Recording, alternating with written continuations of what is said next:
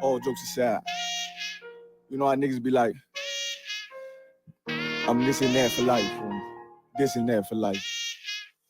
I'm on this for life, nigga, this a blood oath. Hey, yo, Madara, here go a class for you, my nigga. 140 for the rebel. The world turned its back on me. I'm a cripple. We got soldiers, he got soldiers, but I got different ones. Ain't no way out, I'll tell you once. Don't pray for nothing, sin and curse. We can't forgive what's forbidden. Remain in them trenches. Trust in the Lord, but please forgive me for the times that I did. If rank is given, have your respect to your apprentice. Be about your business. This loyalty's a death sentence. Look, trying to pick up with a blind field. They said there'll be many mansions. I'm just grinding for my time share. Them devils ain't playing fair. They hunt you like Van Pelt, but ain't no getting out the game like Jumanji. You take that oath, it's a Dundee. They try to deal death to a priest. You won't make it out in one piece. So you can stand. Just make sure you got the heart. Say your name 3 times, then it's death do us part. No. So how you feel about this truth I done shown? This ain't the life you think, little nigga. I should want. Even your own people go this zone. And the Lord said they hate you for my name. So you better keep it on. Ain't no more guessing. Ain't no more questions. Make sure my election till I'm tucked away like George Jetson. Murder for capital 9, murder at the Capitol. The world in amazement, we like fuck 'em, raise it. I pity those watching life as it goes by. Be giving mercy in this life, I don't know why. In pump smoke, never try to. The dead at home, my brother be the dead and soldado. In the photo, salute my nigga. They like, how you stay focused? I told them I'm motivated cause of you, my nigga. Brotherhoods and weapons, still got weapons on the scene. Now I never do my niggas like Bishop did Raheem. Never mind in all beliefs, they under anesthesia. Shorty say she need me, said she wanna let that love go. Told I let that love grow.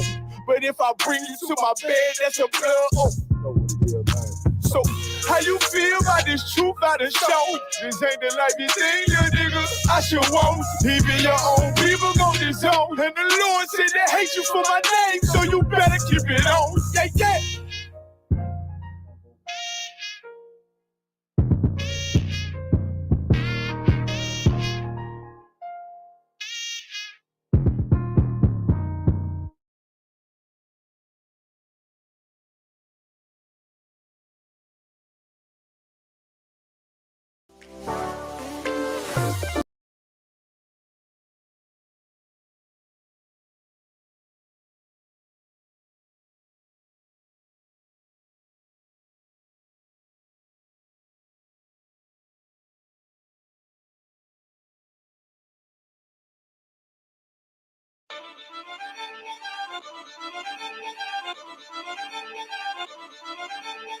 You ain't too you crazy for this.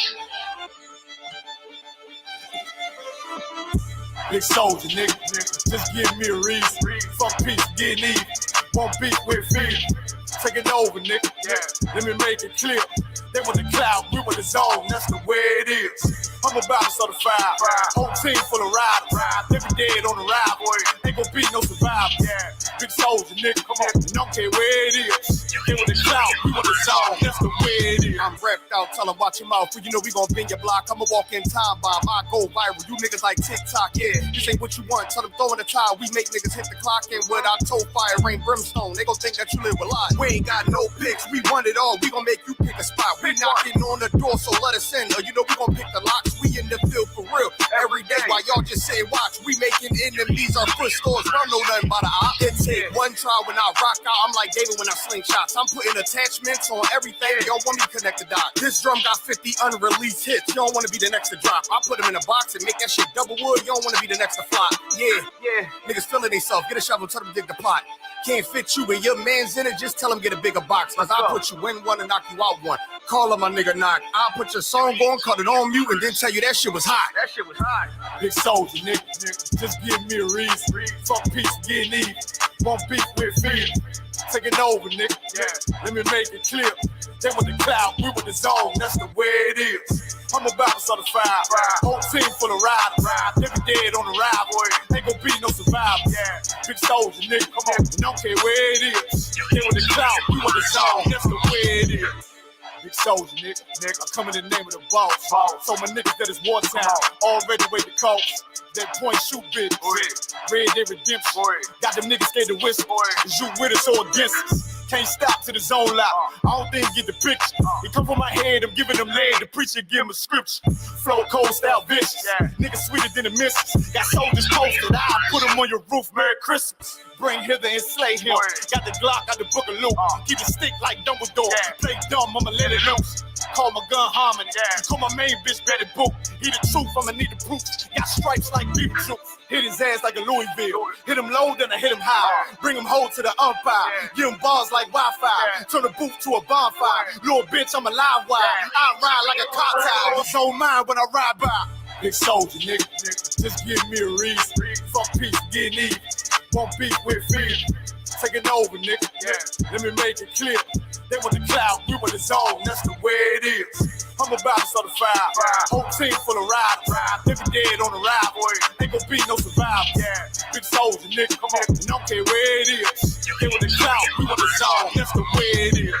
I heard they coming for blood, I'ma be coming for more. Give me the floor, they better come with a mop. I'ma be making it blow. Nigga, I'm raw, fly with the hammer like Thor. Found on my ops in the mall, tell them I'm full. I'ma be bombing these lanes, understand power and war. I've been the lead, time to get back in the street. Time to get back on my feet, had time to read. Check out, we came from the east. Wait till my dogs are released, heard they was sleep. So we gon' wake them up, put them up in the sky. The Lord gon' take them up. I take on anybody, think he brave enough. I've been the same and I ain't never changing up. I'm in my zone, hit up my cellular phone. Tell me whatever he on, I take that scouter. He on the person and powder, homie ain't really that strong. I'm like a dog. Better yet, Benny King, I keep a lion head on my pinky ring. I keep a shield. Boy, you see everything. G43, Symphony, let it sing.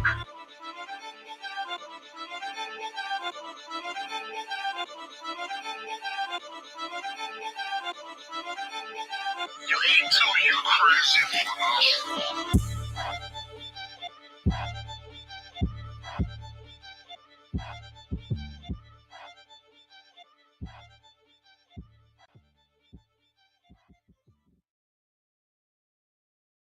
At Riddle and Brantley, our team is committed to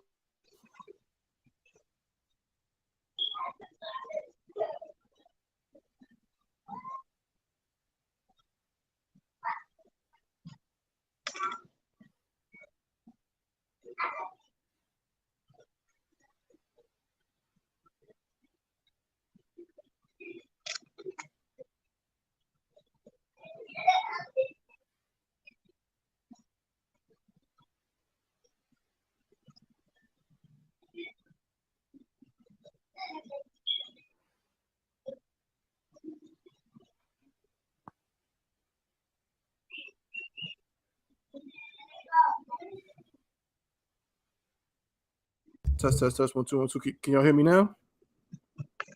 Hey, I hear you now. Come, most high in Christ. Hey, SHALAM. Right. Technical difficulty. What's going on, Cap? Everything too well, sir? Hey, sure. Yeah, everything to all.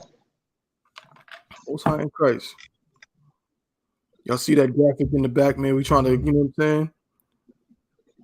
Trying to do it up, trying to get more fly with things. All right. Hey, y'all, Mark, you hear me now, bro? Yeah, come, Shana, I can hear you. Most high in Christ. Let me change the background real quick. Here we go. Count. All right, let's get into it. Hey, man, we back up in this piece, man.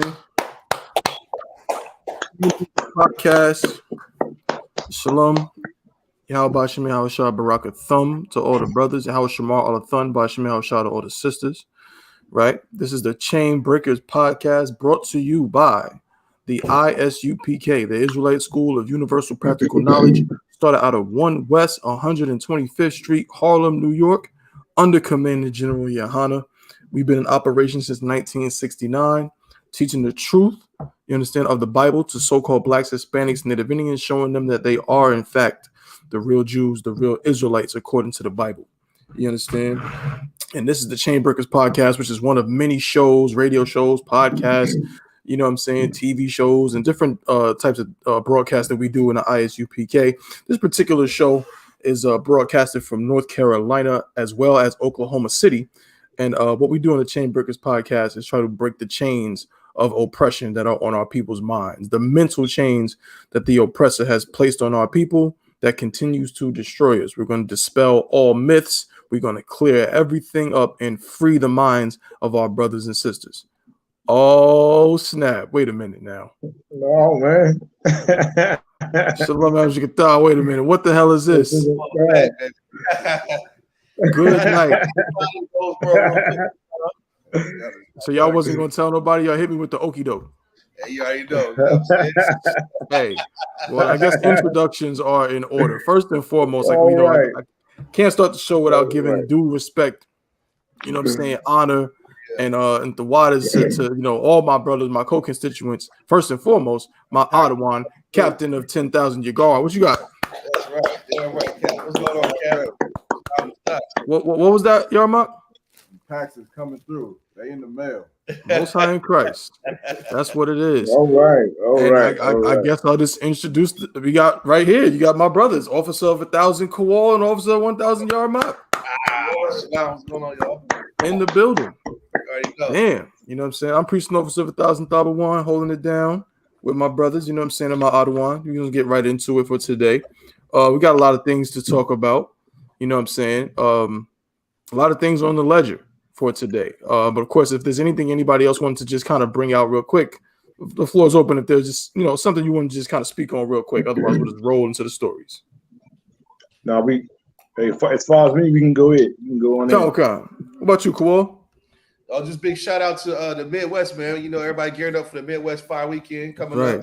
Damn right. Big shout out to Captain Marquand and all the I.S.U.P.K get ready for, and Commander YAHANNA doing a wonderful lecture on World War III and everything coming up. So I'm looking forward to it, man. You know Damn right. Most High in Christ, man, for sure. Shout out to Chicago. Shout out to Captain Marquand. Shout out to all them brothers out there, Lamak, Karyash, all my brothers out in Chicago, man. I know that joint's gonna be crazy. I know you driving up, right, Kowal? Yep. Yeah, you a crazy person. I know, man. I was gonna flop. I got a lot of stuff. I feel you, bro. You know what I'm saying? You do your thing. I respect it. You know what I'm saying? I gotta see you. Come on, New York City. This guy right here, bro. I'm gonna take you up on that offer one of these days. Yeah, man. Come on, man. Kowal goes to every cookout, every single one. I ain't trying to miss that, man. He don't miss none of them. You know what I'm saying? Most High in Christ. So we're gonna roll into it, man. First thing foremost, again, we're gonna kind of because we gotta keep the show pause tight today. You know what I'm saying? I gotta head out like right on 2 on the dot, but we're gonna kind of just hit some things very quickly and sharply. So it was brought to my attention. A brother did have not some questions, but that story, we had covered this story before about a brother who was put in the back of a police vehicle, and he became paralyzed. Y'all remember that story? Right. They handcuffed him in the back. Yes. Driving all crazy. Yes. Randy Cox. Right. That's the brother's name. Randy Cox, who was paralyzed in the police van. You understand? Dang. Well, there's a quick update on it. This brother has been awarded a $45 million settlement. Damn right. Yeah. He was 36 years old. He's been paralyzed from the chest down. Oh, he is still paralyzed. Dang. You understand? From the chest down. He reached a $45 million settlement with New Haven, Connecticut, where it took place. And I just wanted to get y'all opinions on it, real quick before we, roll into some other. Like I said, we hitting everything real sharp and precise today. But a $45 million settlement, that's not a small amount of money. But I guess my question to the Akim, and I leave the floor open.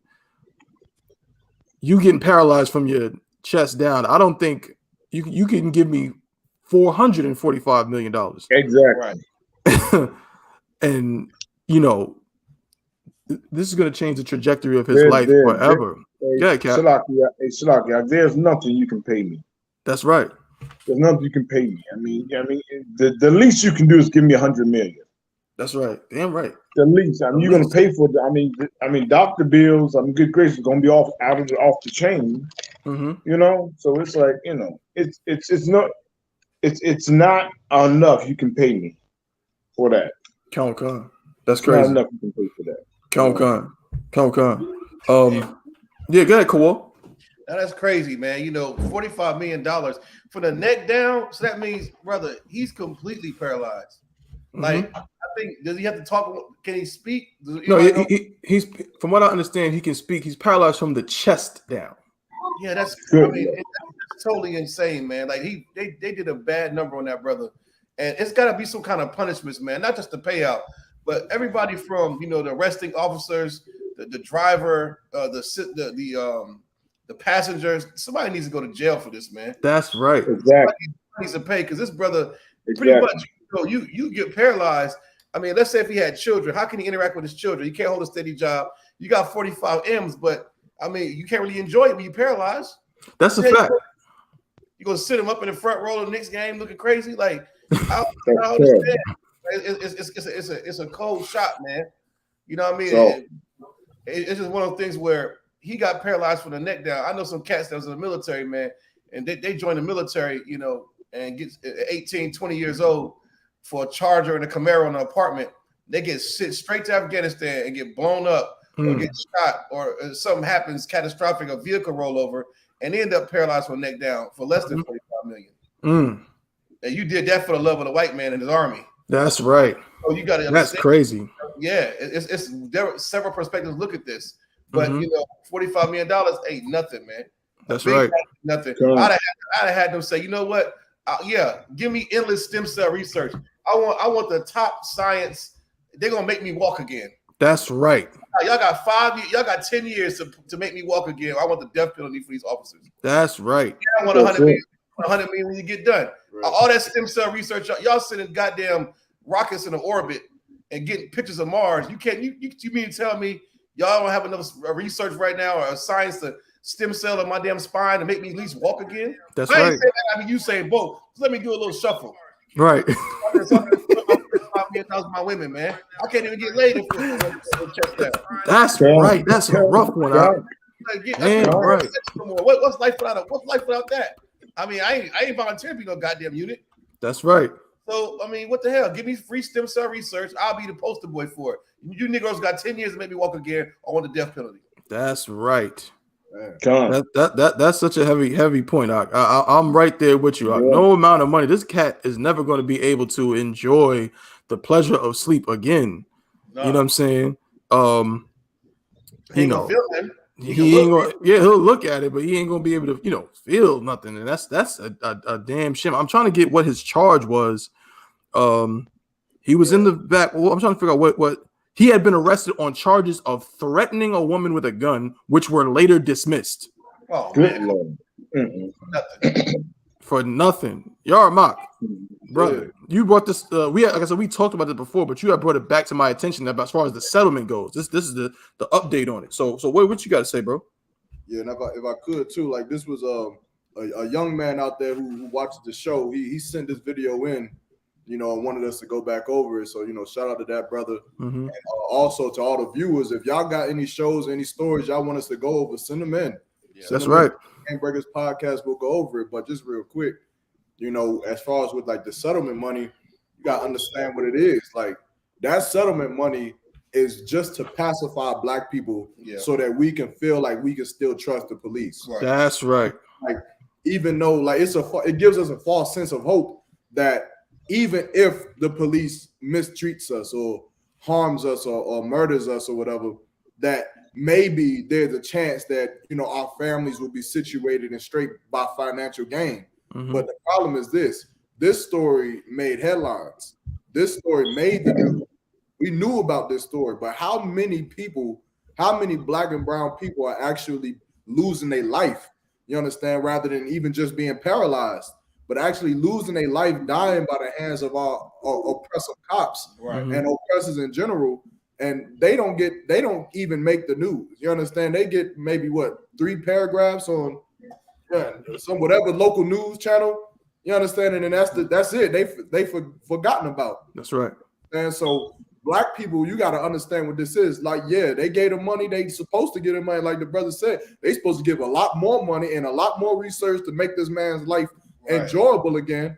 But no matter what they give them, you can't give, like the scriptures say, a gift destroys the heart. There is no gift that you could give me that is going to make me feel like the oppressors is going to protect us in this nation. They will never protect our people. They will never serve our people. They are only always going to wrongfully and unjustly treat our black and brown men and women, man. And that's what black people have to understand, that this is just a facade and a blanket they putting over your eyes so you don't see the truth, man. Which is right. Press is the devil that the Bible speaks. Yeah, right. Yeah, right. Well said, brother. Well said. So again, you know what I'm saying? Lord be with that brother.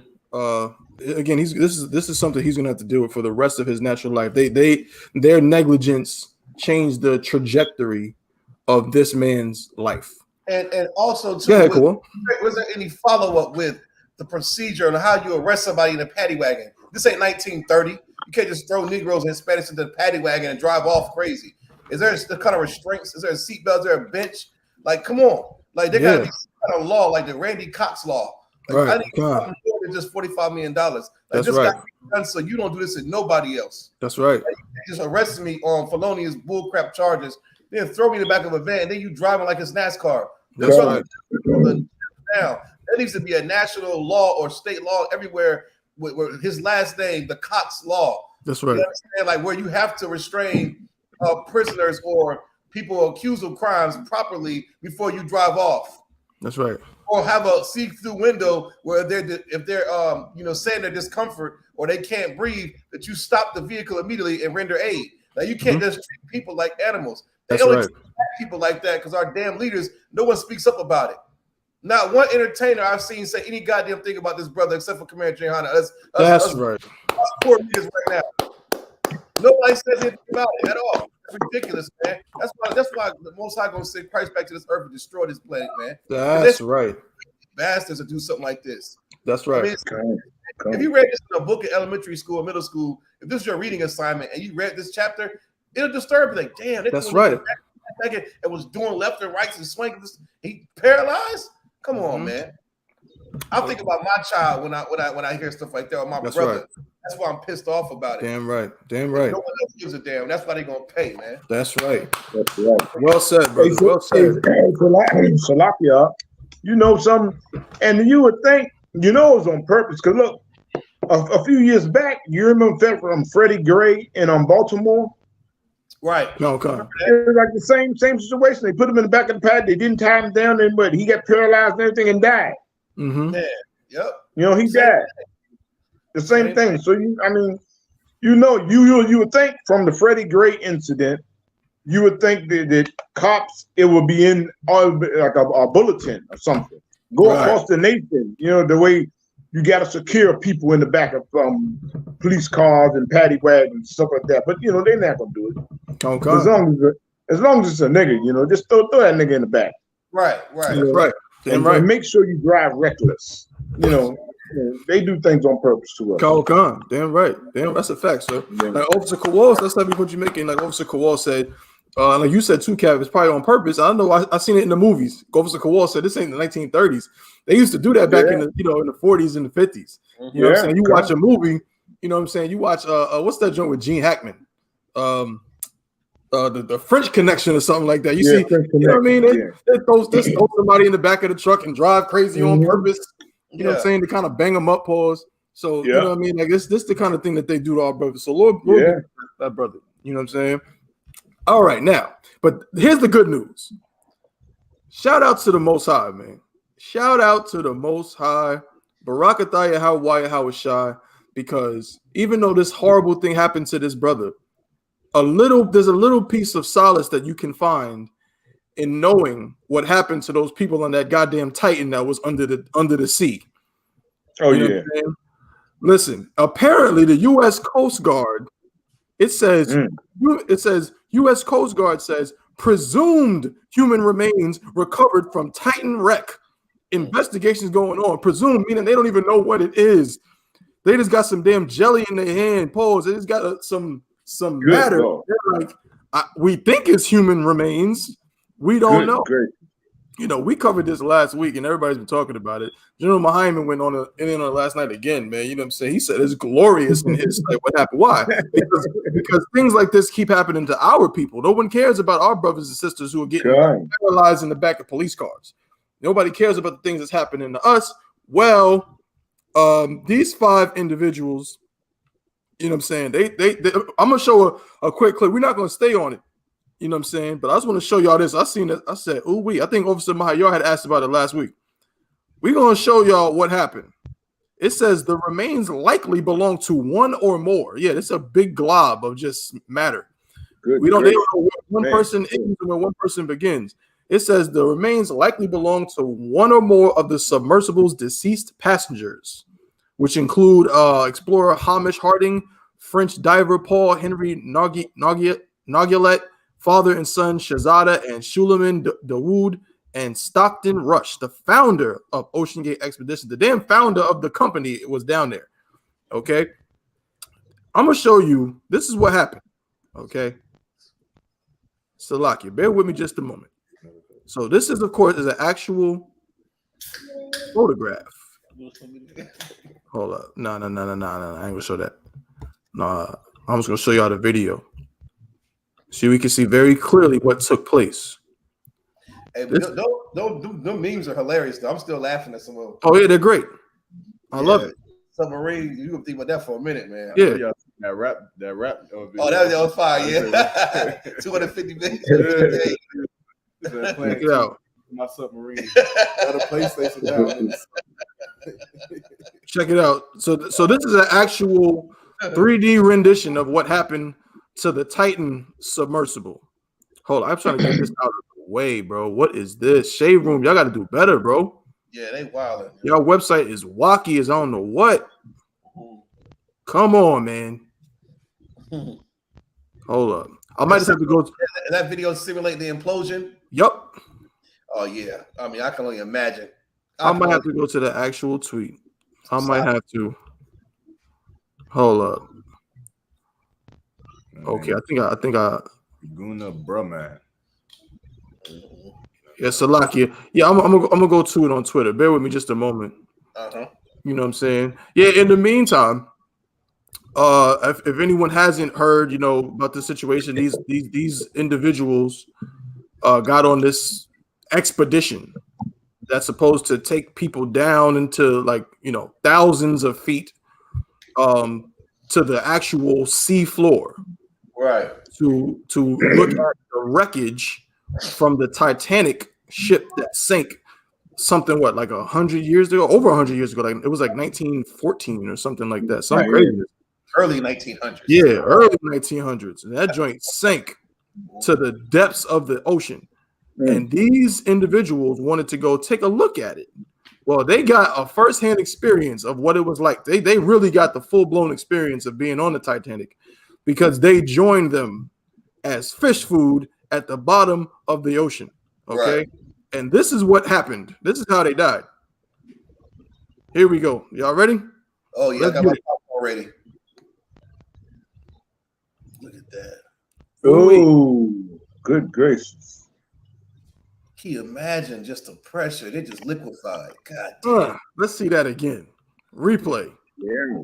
So you're just chilling out of that. Oh, man, life sucks. I'm about to die. Put on your head. Boom. Good gracious. Holy smoke. What the scriptures say? Their souls was melted for their trouble. Mm-hmm. Damn right. Yeah. That's what happened to those cats. And mind you, this is a big titanium pill that got obliterated. So, as soon as those walls caved in, what happened to them actual bodies.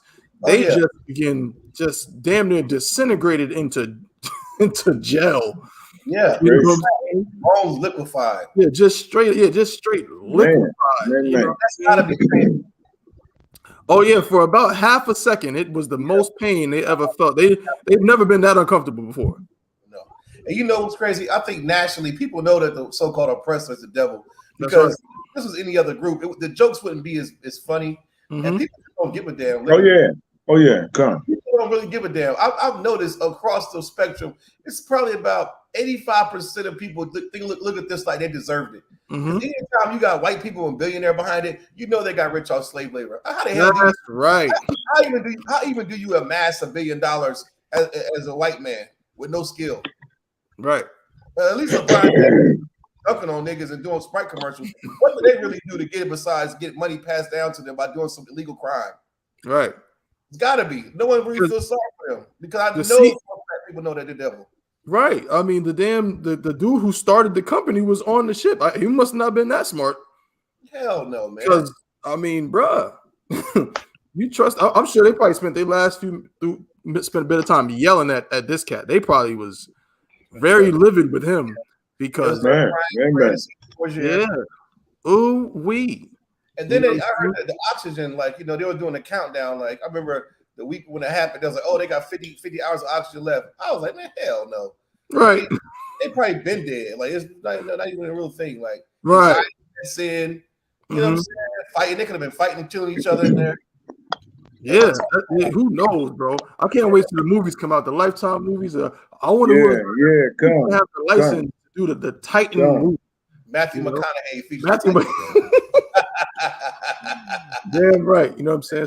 So again, everyone else feels sorry for me. Remember the Titans. Yeah, remember the Titans, right? Everyone else feels sorry for him. As the scriptures say, man, he that leadeth into captivity, you're gonna go into captivity, you kill with the sword, you're gonna die by the sword. Why should we feel sorry for you getting sprinkled in that tin can? You know, I can't do it, you know, and I can't help but feel like, you know, they were, first of all, what were they exploring? I mean, what do you need to see? We talked about last week. What the hell do you even need to see? They're looking for that damn heirloom. I think they're looking for something because wreckage is wreckage. I don't give a damn. They looking for something that's worth something down there. You know, there's a bunch of billionaires and millionaires on that boat with jewelry and all kind of family heirlooms. It's something that white people know. It's like a white secret that they all trying to look for. Right. And it's like, you know, and okay, let's say you spot it. Did your submarine have like a robotic grabber where you can get it? like they're looking for something down there that black people give a damn about. Right. And they'll keep looking. And this ain't going to be the only time people go down there. Somebody else is going. Some other billionaires planning to go down there with a bigger titanium ship. And you know what's funny? You know what I found out? This Titanic, you actually right, Kowal, because white people are so fascinated with this Titanic.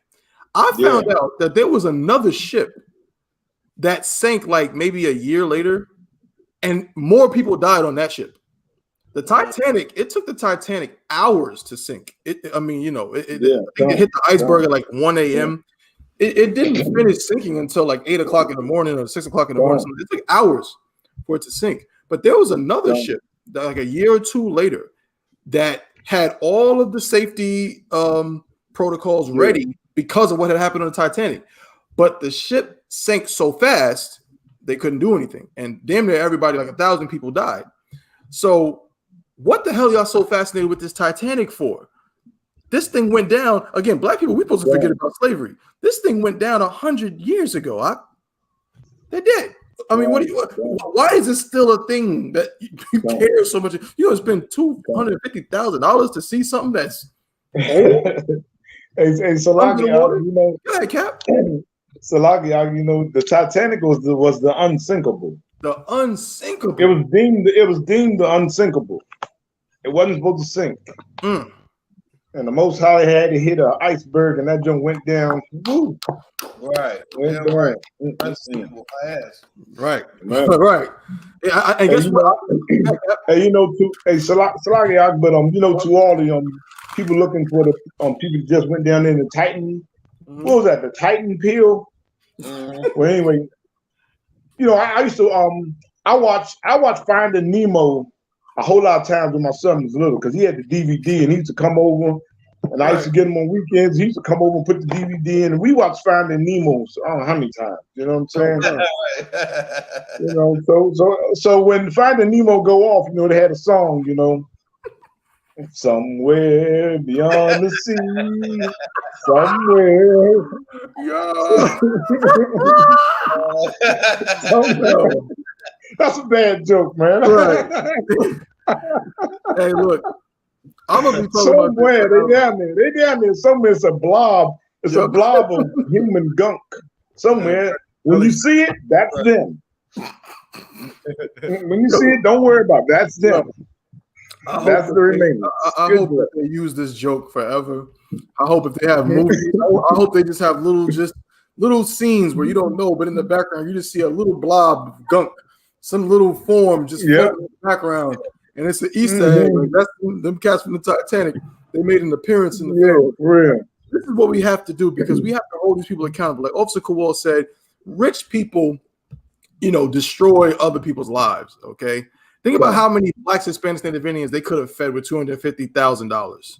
Man, you know what I'm saying? Think about how much work they could have did that you know they did not do to help Black people, to help Hispanics, Native Indians, to help anybody.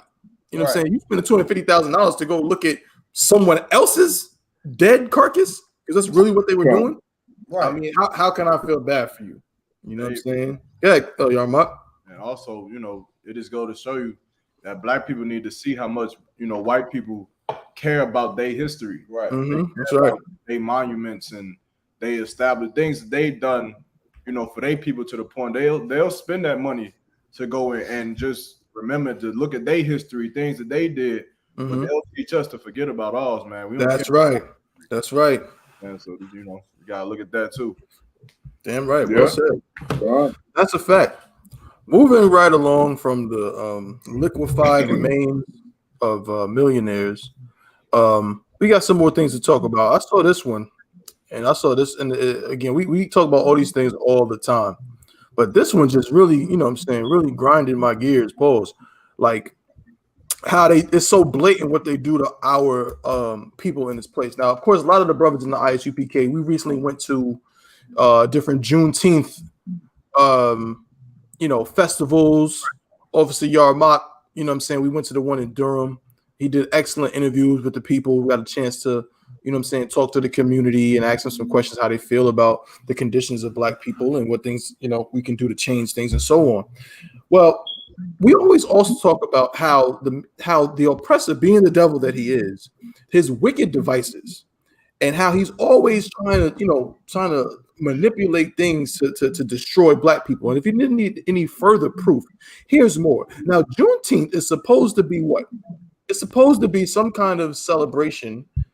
I can't even say of freedom or emancipation, because if I'm not mistaken, correct me if I'm wrong, really what it is that slave owners in Galveston, Texas were lying to their slaves.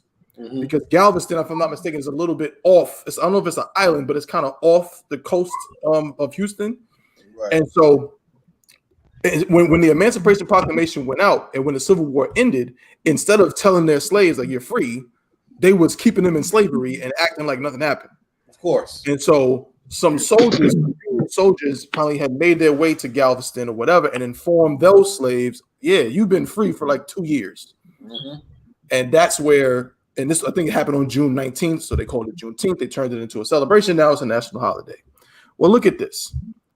And let's see if, I know my brothers will know, but let's see if the viewers can see the issue here. All right. So this is from AP News. This is an article from Associated Press. And it says, gatherings combining Pride and Juneteenth give Black LGBTQ plus people a refuge where they can celebrate. Let's see. Let me see if this video will run. I gotta actually no, I don't even want to see the video. I don't want to see the video. I'm just gonna read it. It says, this is from Dallas. It says, from speaking at a health equity forum to striking a pose to the beats of a DJ set at a party on a pedestrian bridge, Naomi Green spent one weekend this month jumping from one event in Dallas to another that celebrated Juneteenth and Pride together. This is a quote from Naomi Green. I don't know if she's I don't know. So I don't want to, I don't want to get banned from any of our platforms. So I'll just say Naomi Green said this. Sometimes I think the Black community forgets that LGBTQ people are still Black as well, Green said. And so we have the opportunity to really celebrate both of those at the same time, because just because we're LGBTQ doesn't remove our Blackness. We're both. As the lives of LGBTQ plus people are celebrated in June during Pride Month, groups have found ways to merge those festivities with America's newest federal holiday, Juneteenth, which marks the day in 1865, over 2 years after the Emancipation Proclamation, that enslaved people in Galveston, Texas were told they'd been freed. Such gatherings help highlight the struggles against discrimination Black and LGBTQ plus people have faced, while celebrating those whose lives are a convergence of both identities in an inclusive atmosphere. Just a little bit more. Organizers say it's especially vital to have such events amid a political climate that's been increasingly hostile to LGBTQ plus people. Transgender people have been particularly targeted, with a growing number of laws and policies, including restrictions on gender-affirming care, public bathroom use, and participation in sports.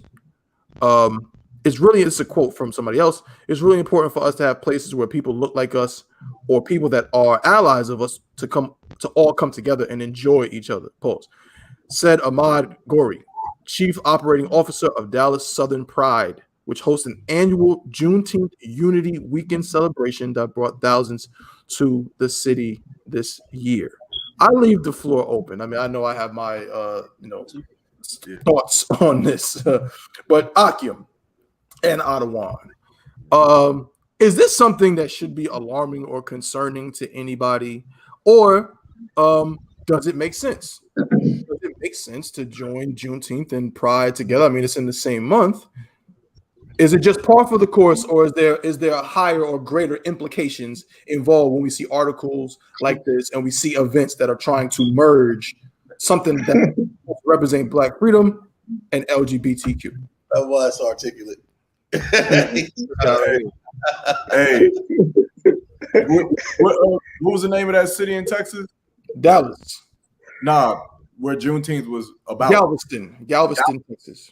Them slaves would have murdered them damn Pride Month people. Look, I'm gonna keep it short and simple. If you would have went to them Galveston slaves and said anything about Virgin Pride Month with whatever the day of their freedom, they would have hung you from a tree. That's right. But why the hell does Black stuff keep getting hijacked by this gay movement, man? Every damn thing is a hijack. What the hell? I mean, if it was Black Scientist Youth Kids Month, somehow some gay stuff gonna make its way in there and hijack that. What the hell are we doing? Right. Newsflash: gay is not synonymous with Black. Right. Exactly. That is the case. That's right. And you Black women, man, I'm telling you right now, I always get on my brother, but you Black women better start opening your goddamn mouth and speaking up against this nonsense. Because you Christian Black women keep this nonsense going. That's right. Pastor Joe Willie is already weak in a gay man himself, but you know what true masculinity is. You know you don't want your son being gay. You know that. You ask any Black woman when she's pregnant with that baby, or that baby comes out and he's in her arms, do you want this child to be gay? She's going to say no. That's right. But for public matters, she doesn't mind celebrating other gay people's children. Just start denouncing anything homosexual. It's not good for the Black community or Hispanic community. That's right. Black does not need to get hijacked by this LGBTQ. And y'all a bunch of goddamn bullies, man. That's right. You bastards are a bunch of bullies, man. How the hell you gonna bully Juneteenth? Bully I Juneteenth. hate Juneteenth anyway because it sounds like a goddamn slave.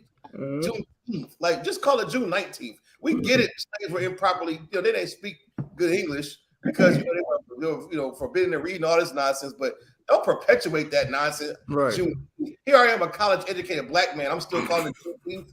The joke's on us. White people are funny. They gave us a federal holiday. They call it Juneteenth. They still stick to the educated slave narrative. That's right. You God. know what I'm saying? Like it's ridiculous, man. Everything black don't have to get hijacked by the LGBTQ community. And last thing, you LGBTQ community, what the hell have y'all done? A drug dealer is better than you. At least a drug dealer hands out turkeys on Thanksgiving. What the hell? Where's y'all LGBTQ basketball courts of food drive? I don't hear about the community. All they want to do is complain and include. Oh boy, monkeypox. All y'all do is give out diseases and complain, and you bully everybody. Nothing. Goddamn thing. Nino Brown was better than the LGBT community. That's right. Nino he gave Brown. The whole turkey. What the hell they giving any? Nope, they don't give us nothing. That's a fact. I don't see no basketball court. No, where's the LGBT scholarship fund? No, what? I don't see nothing. Nothing. Just call me by pronouns. Mm-hmm. And yelling and screaming, doing councilman. It's just ridiculous, man. That's right. Everything That's right. black is hijacked, and we better start stepping up and saying something about it because That's they ain't right. gonna bully me or hijack me. I still use the old words like faggot. Excuse me. We live, so you should be good. We've been on more than 2 minutes. They ain't gonna catch that. Yeah, we good to go. Hey, well said, brother Cap. I mean, hey, what's hey man, you know, hey, it's like y'all brothers y'all hitting on everything. You know what I'm saying? It's like, you know, I'm enjoying life at this time. You know, because it's like, you know, so much is happening with the Lord. He's going to force us to separate. Mm-hmm. That's right. He's going to force us to separate. You know what I'm saying? That's We've right. been so foolish and so homeborn, so much of homeborn slaves trying to join America and trying to be with America. The Lord is going to force us to separate. You know what I'm saying? Then you got the affirmative action thing, and you got these things happening. It's so much stuff to happen. If you got to get your eyes open. That's you right. got to get your eyes open and understand the Lord is forcing us to separate. You know, it's getting to the point where they just gonna say, "We hate you niggas."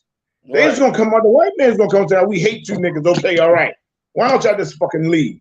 They gonna come out and say like that, and then we gonna go, "Oh, he's racist." Right. You know what I'm saying? So it's like it's getting to the point where I mean, come on, man. Time is so short, and the way things are happening right now, you know what I'm saying? This oppressor, he's going to show his true colors. That's right. You know, he's going to show his true colors because the Most High is going to make him do it. That's right. You know, he's a man of sin. You know what I'm saying? He can't change the way he is. Right. The Lord made him wicked. You know what I'm saying? That's what it says in Job 20 and 29. The Lord made him wicked. That's right. There's no way you can change him and make him better. He's going to be the beast that he is. And so I'm loving what's going on. I just can't stop laughing at everything that's going on because it's a wonderful thing. Yeah, I mean, come on. Didn't you get these Juneteenth clowns and all these people loving the oppressor and stuff like that? No, I mean, come on. Of course they're going to keep on hijacking everything we have. That's right. They're going to keep on doing it. You know what I'm saying? I mean, come on, man. I was so heavy with Kawal was bringing out and Young Mark was bringing out because, I mean, how the audacity to come and try to mix. I mean, to mix LGBT gay stuff along with our oppression. No. You're gonna mix that with our oppression? How dare you? But that's what you do to a slave. That's right. You have to say we don't matter. We don't matter. The way we feel, it doesn't even matter. We don't give a damn. Right. You know what I'm saying? It's sad that people be out there with that Black Lives Matter bullshit, but hey, our lives don't matter. Not to the oppressor. Right. It don't matter. It don't matter how you feel, what you think about things, and they don't give a damn. They just do anything. Okay, yeah, we put y'all with the LGBTQ, we put that with slavery. That's just as bad as slavery. You know what I'm saying? Slavery wasn't that bad. That's what they say. Right. You know what I'm saying? So it's getting to the point where the Lord is like really he's trying to wake it. I mean, come on. Like I said, the brothers in the I.S.U.P.K, we wish, like I said, none of Israel would go down, would be destroyed. You know, we want to save all Israel. You know what I'm saying?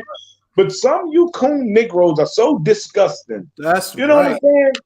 They're so disgusting. You know, your house wants to chop your head off. That's right. He wants to chop your head off because he's so damn disgusting. You know what I'm saying? So it's like it's getting this boy. It's really ridiculous. You know what I'm saying? So I'm just loving what's going on, though, man. I just can't stop smiling what's going on. You know what I'm saying?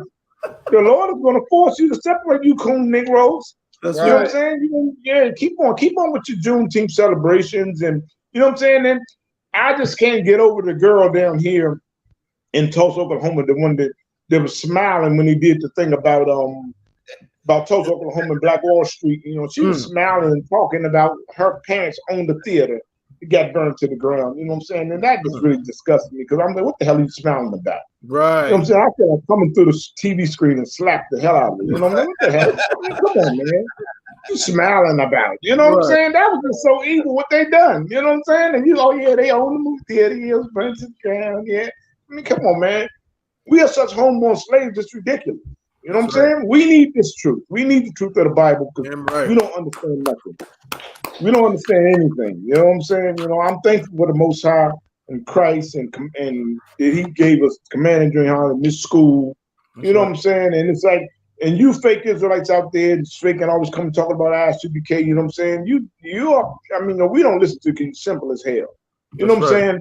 But you got to understand, we love it because it's like, I mean, we love all the smoke. You want to come with us, we love the smoke. Come and give us all the smoke. You know what I'm saying? You know what I'm saying? Because it's a beautiful thing, but the Most High, He chose Commander Yohanna to be in charge. That's right. To be in charge. You know what I'm saying? Commander Yohanna have so many things that He sets up to help help us as a nation. That's right. You know, the food drive, you know what I'm saying? He pays people's rent and everything and does so many things, you know what I'm saying, that you don't see. That's right. That you don't see because the brother's the humble brother, you know what I'm saying? That's right. You know what I'm saying? And he put things in the school and it's a spirit. It's a spirit that we have in the school that you know what I'm saying, that we love our brothers and sisters. Come. You know what I'm saying? And we try to help, you know what I'm saying? We try to help our brothers and sisters. And he also, I mean, Commander Yohanna, he had, you know, I'm thankful to the Most High for a humble guy like Commander Yohanna because he taught us how to behave ourselves. Right. And he taught us how to, you know, and like I said, with a brother like me that coming out of the world, you know, I reacted off emotion. You know what I'm saying? So, and a lot of times I had to learn how to be like just a brotherly. I had to learn brotherhood. You know what I'm saying? Because you fake Israelites used to come against the camp. I used to want to beat your ass. Right. You know what I'm saying? And a lot of them, I used to see that, boy, I was 10 seconds from just, you know, jumping on them. You know what I'm saying? But I had brothers, amazing brothers, like, you know, General Katham and General Sharma, General Kubala Moth, and it goes down. And then the DC camp, Captain Mashak and Captain Nagdog. I had brothers like that. I always watched. And say, this is how you act. This is how you handle them clients. You know what I'm saying? You know what I'm saying? But it's like Commander Yohanna had, he stuck to the scriptures and put the spirit in the school that we don't beat the hell out of you fake Israelites. We don't beat the hell out of the people who come up to the camp. You know what I'm saying? We know how to deal with you, you know, righteously. You know, we deal with righteously. You know what I'm saying? We're not Christians. We're not Christians, and you know, you can't come and think you're gonna come and, you know, cross our lines. like Captain Tazariak said, if you cross the line, you know, don't think that we Christians, you know what I'm saying? But I'm saying, you know, it just makes me, it upset me sometimes when you hear fake Israelites talk smack, you know, about the I.S.U.P.K. and stuff, and the wonderful things that we are doing, righteously doing, you know what I'm saying? So, you know, and you know, so when you see like different things like happening and stuff like that, and you know, the things that's going on right now, and like I said before, that hey man, the Most High is gonna make us separate. That's right. He's gonna make you separate. While we still trying to join, we still trying to be coons. You know, you're watching Gail and you know the people on the CBS show. That's CBS News is ground zero for coon Negroes. Yeah. You know what I'm saying? Right. It makes me sick, you know what I'm saying? But it's you know, the Most High is long suffering. But hey, I know come on, the way the Most High is bringing destruction down on this place, you know what I mean? Right. You can't see it. If you can't see it, I mean, come on, man. Boy, maybe you may die next. That's right. It's like I ain't mean to be long-winded, man. You know, but it's like sometimes, you know, you see all the things that's going on. You saying the Most High is, which He making us see how wicked the oppressor is. Come You know what I'm saying? So it's like, man, if you don't open if you don't have your eyes open now, I mean, goddamn. Come. Damn May right. the Lord have mercy. I'm not gonna say the Lord be with you. The Lord ain't gonna be with you. Right. May the Lord have mercy. You know what I'm saying? Come. Go ahead, I yield. Well said, Cap. You know what I'm saying? My little oh, cool. You had something, bro? I was about to say what Cap brought out was heavy about how the Lord, if you have a spiritual eye, the Lord is actually forcing us to come together. Mm-hmm. That whole thing about the affirmative action, that's really heavy, man. It is. And I love it. Why? Because we don't need them. Martin Luther King and all these civil rights bastards, that's their stuff. Right. Begging the oppressor for living a beggar's life. We don't give a damn about your affirmative action. We can start our own stuff. Right. That might force the minds of, because it's really biased when you think about it, that the affirmative action, especially at the college level, if Duke University, the Camerons, for example, we already came from Stagville. We understand how they got rich off of slave labor. But I guarantee you, their grandchildren, they get free entry to Duke. That's right. Best of everything, upper crust, you know what I mean? Because they're what? They're alumni, and their family donates all this money. So, of course, who gives a damn about the SAT scores? They'll get into these top colleges regardless. Not to mention Harvard, Yale, all these top universities where their families donate all this money, they automatically get in through legacy. That's right. Same thing as affirmative action. For a nigga or Hispanic, you still get preferential treatment. Well, when they get rid of the affirmative action, that'll let the HBCUs trickle down, and all these top bright students start coming to black colleges. Commander Jr. said this is gonna happen, man. He said between school shootings and a white man closing the door on you niggas at these top universities, that these black universities start to thrive again. And we need that desperately, man. I just seen that, Kawal. That's a heavy point that you made, brother. I think I just sent the story. Yeah, brother. So he was an actor. I don't know if he was a football player or a basketball player. Mm-hmm. He was some kind of athlete who had all these D1 offers, and of course he said nah. He ended up going to a HBCU, which a lot of the D1 athletes are doing. Or athletes who could go D1, they could go to Duke, they could go to Kansas, they could go. You know what I'm saying? But they're choosing now to go to HBCUs, and so that shift is taking place. That shift is heavy because now college players can get paid off their likeness. That's right. This 10 years ago, you went to Johnson C. Smith and played basketball. I don't care if you scored 100 points, you was never making to NCAA basketball game, video game. But if you went to Duke or NC State or Carolina, you get featured on the NCAA basketball game, but you didn't get paid. That's right. Cam Newton was at Florida. James Winston was at Florida State. These guys were college athletes, but were very, very famous. That's right. To the Walmart without getting stopped by people asking to take pictures. These niggas need security, need money. That's right. Billions of dollars off their likeness. All that's done because what's it, NIL, whatever it's called. Now these football and these athletes can get paid off their likeness, and they can get scholarships. They can get sponsored by Fashion Nova, whatever. You got college athletes like Deion Sanders' sons making millions of dollars in college, and they ain't played a professional game yet. That's right. To say this. Now black athletes, don't be afraid to go to a black college. That's right. Worried about you'll get that money through your likeness and your athleticism. That's right. Damn the white university, PWIs, what we call them, predominantly white universities, institutions. Go to a black university. We can use your dollar, we can use your athleticism and what you have to offer. And that'll also give us a sense of pride and separation, man, that we need to. That's right. I always said that this is going to happen where the Most High is going to force us to come together. That's right. And things are going to happen, violently or however the Lord wants it to happen to make you realize that your own people is what you need to be around. That's right. I'm trying to go to Yale or Harvard. We can go to a black university, man. You can still become that famous doctor or lawyer at the same black university. I don't understand this whole white supremacy. White is better. It's not better. It's not. It's safe around your people, man. It's not. Especially now. Especially now where I feel like, and if I could, just my speaking from my own personal experience, even people's perception of college has changed over time. You know what I'm saying? Back in the 70s and 80s, if you just went to college, you were like considered like, oh my God, you're so amazing. Yeah, everybody. Just going. Just the fact you went to college was amazing. And so a lot of our parents, or my generation, our parents, they had that same mentality, but unfortunately, that has changed.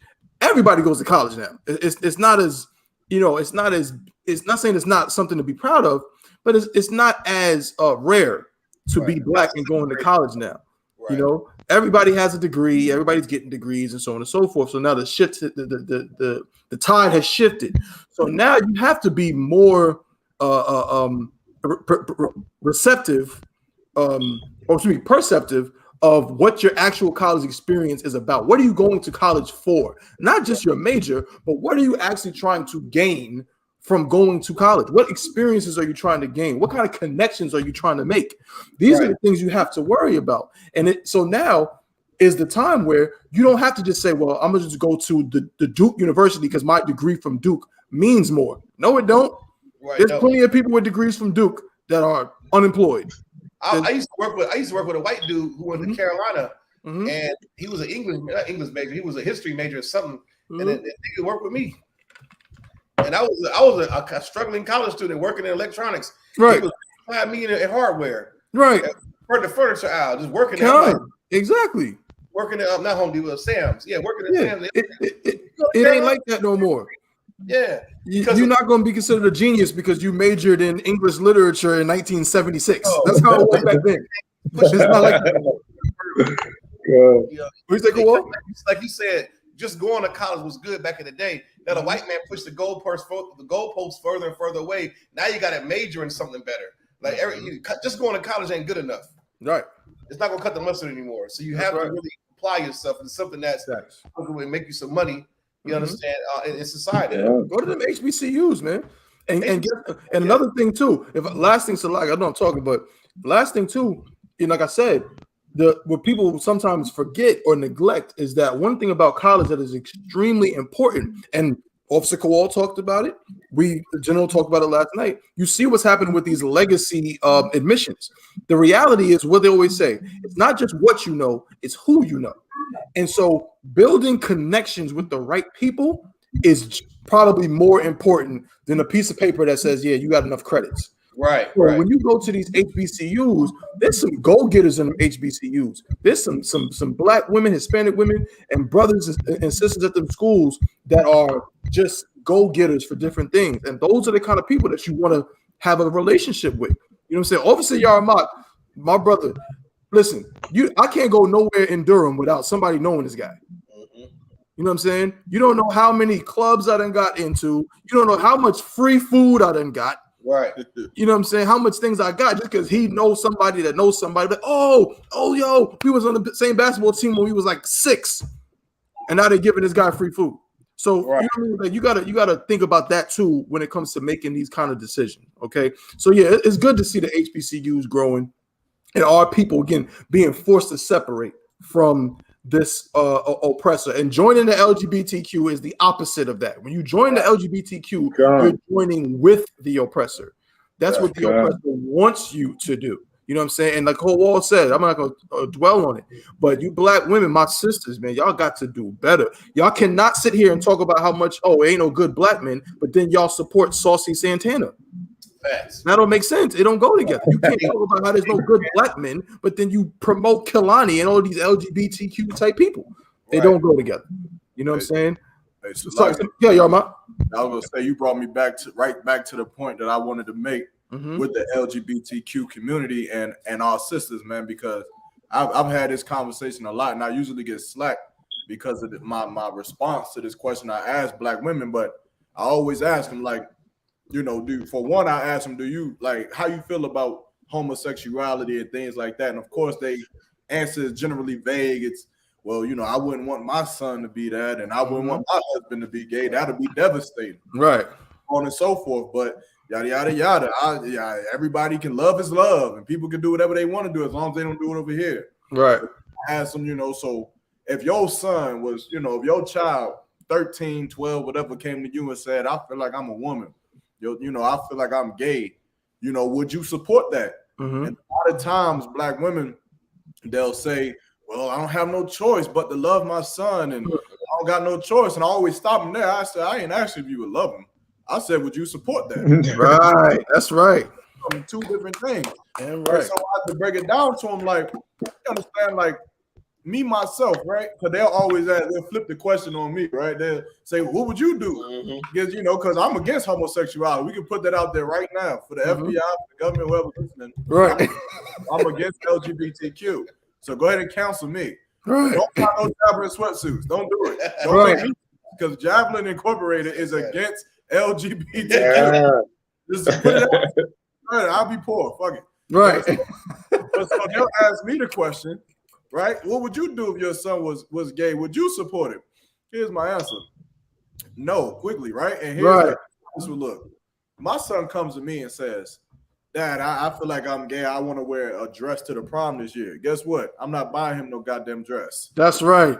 Support nothing that he does. The same way as this. And this is how you know it's a spirit that's pushing through the earth. This is how you know Satan is pushing homosexuality through the earth. Because if your son came to you and said, Mommy, I want to be the biggest Crip drug dealer in the world. Can you support me and buy me a blue flag and Dickie jeans? Can you do that? Can you front me so I can get my first QP? So I can go sell it? Guess what? Guess what you would say? Not in my house. Not happening in this house. I'm the one who put a roof over your head. I'm the one who put food in your stomach, clothes on your back. And as long as you under my care and under my protection, I ain't having none of that. So why the hell you got to have him walking with a limp? Right. That's why the hell would you support him putting on a dress and going to Gay Pride Month and holding hands with your queer son? Right. Why the hell would you support that? You don't have to support that. And guess what? Not supporting that is actually loving your child. Right. That's right. You understand? You know how many parents out here support smoking weed? You know how many parents smoke weed with their 16-year-old sons and daughters? They support something that they know is wrong. You're doing the same thing when you say love is love and you got to accept your children for who they are. I don't got to accept a goddamn thing while I'm in my house. I'll tell you what, as long as I'm paying for these bills and paying for this house and the clothes on your back, you're going to follow my goddamn rules. That's right. Put on boots, cargo pants, and a goddamn UPK shirt from Officer Kowal. You're going to go to camp and you're going to go to class. That's right. When you grow up, when you 22, 25, and you out there on your own, I don't give a fuck what you do. You decide to be a drug dealer, guess what? I'm going to disown you. You decide to be some kind of disgusting gang member, I'm going to disown you. If you decide to be Jeffrey Dahmer, I'm going to disown you. Decide to stick a rod in your mouth, I'm going to disown you as my son. Because I'm not accepting it, nor am I supporting it. That's I do right. Hardcore brothers in the UPK, though. That's right. I will support those sons. That's right. I will support those daughters who would never do anything like that. I'll support them. That's right. And with that, black women, let's get some strength, man. That's right. Or if you don't have strength, just be wise enough to just let your man take the lead. That's right. So many old school movies, you seen them, Kowal, when the children will be arguing with the dad, and the dad will put his foot down, get out of my house. Right, yeah. And then the child will be like, Mom. And the mom will just be like, you better just put your head down and run into the room. Your father. That's right. Go into the room. That's right. That's right. You understand? And just shut your mouth and just leave it at that, man. You understand? And then, hey, that reminds me, Yarmark. Salaki, brother, what you saying is so heavy. But you saying that reminds me. What movie was that? Was it Jungle Fever? Spike Lee, Jungle Fever. Jungle Fever. You know what I'm saying? Where Ozzie Davis basically disowned his son Samuel L. Jackson because he was a crackhead. But of course, his mom, Ruby D, she wanted, she let him in the house, give him money and all of this. And by the end of the movie, the father had to put a cap in him. You know what I'm saying? Because he didn't have to, but that's what ended up happening. I don't say have to, but that's what ended up happening. But because it wouldn't have happened if she would have just not let that nigga in the house like the father told her to. You know what I'm saying? But if I could just real quick before we move on, what everybody said is so heavy, and Yarma, you hit the nail on the head, because the main problem is that these sisters are just a society and how our communities have been now. The scriptures say, you know what I'm saying, you can't spoil a man's goods unless you first bind up the strong man. But binding up the strong man doesn't mean you got to literally tie him up with a rope. This right here is binding up the strong man. Yeah. You understand? Little things like this. And guess what? They will say, "Oh, look at that. That's real fatherhood right there. Right. That's real father." Oh, guess that's what? ridiculous. I would rather my dad had left when I was 6 months old than to ever see my father in an effing tutu. I hate niggas like that, bro. Ever. This is disgusting. You might as well not even be there. Like you're better off literally being an absent. What do you call a deadbeat? You're better off being a deadbeat than sitting there putting on a tutu and dancing with your child. Like, oh yeah, man, this makes me a good father. But this right here, this image and images like this is what Black men, Hispanic, and Native Indian men have been turned to. And so we look at it like, oh yeah, this is what we're supposed to be. You know, we're supposed to put a tutu on and then dance and do a little TikTok jig and all of this. Like, you know what I mean? So it's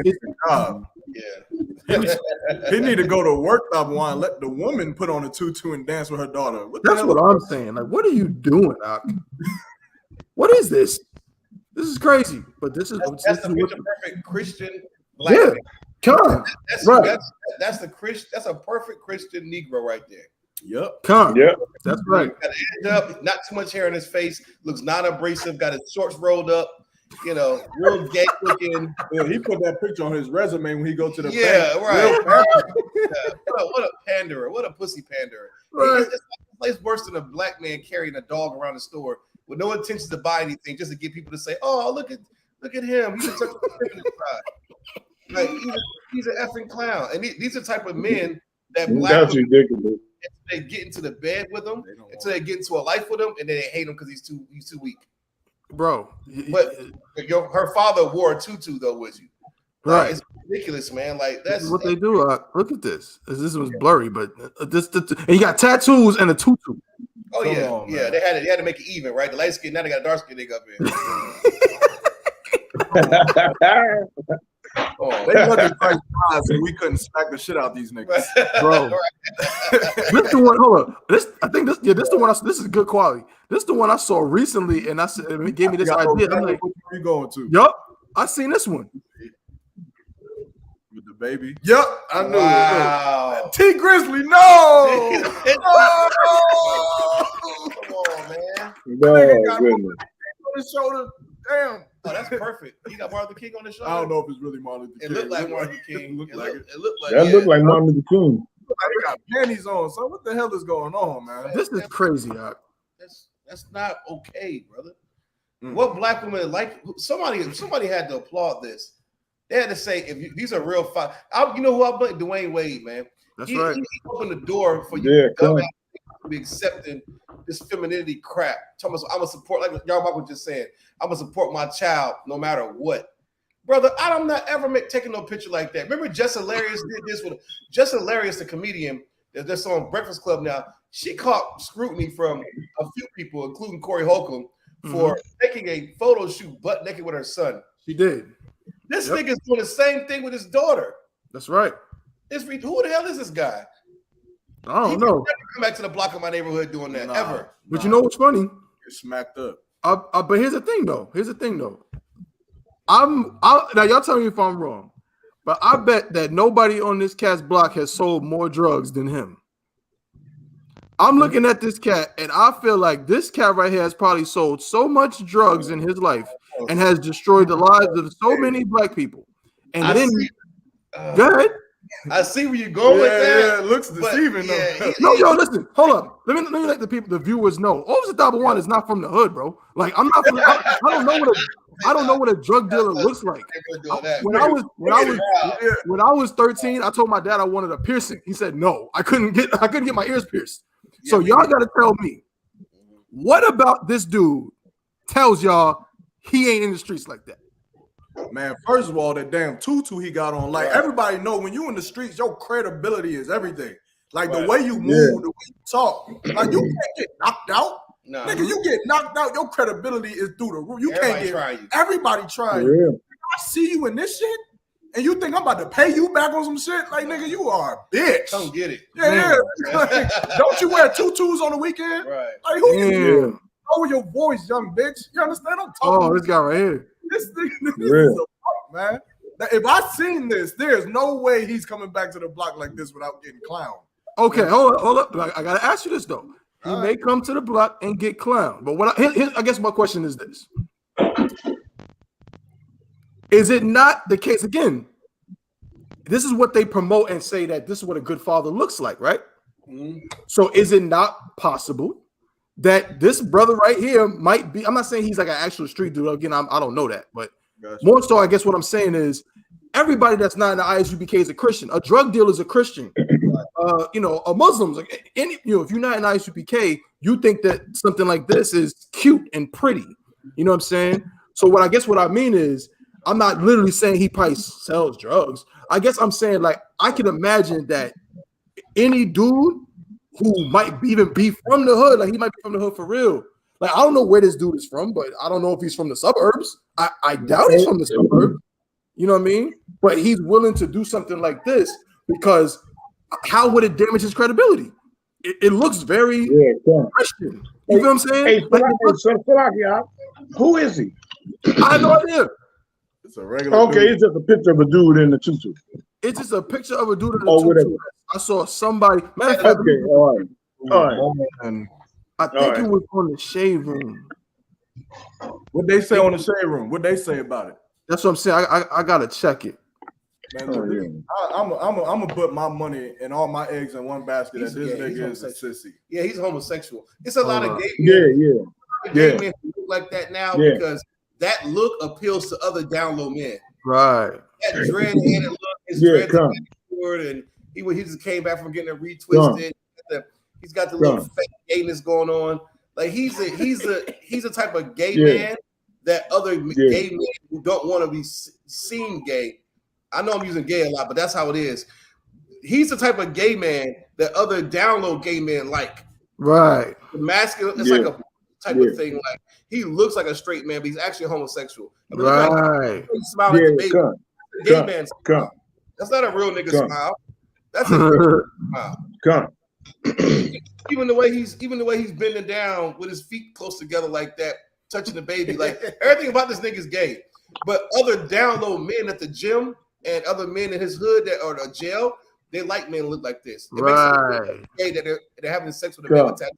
Come. Got you. He's Okay. really homosexual. Took this picture. No, for sure. No, that makes sense. Yeah, That makes sense. He's gay. You know. That's crazy though. But this is what they promote, and it's funny. Yeah, This leads into the next kind of topic that I have for today. I can't really see it on the shade room. And he got Pastor Reverend Joe Willie on his arm. Because that ain't Martin Luther King. I don't know who the hell that is. That's a Bishop I.U.S. That's a UIC bishop. Right. That is. Yeah, Bob. Good night. Damn. Children too. Yeah, look at that. Yeah, I don't know. That might be his like cousin or something. I don't know. We were trying to look at the, to see if he had any Okay, yeah.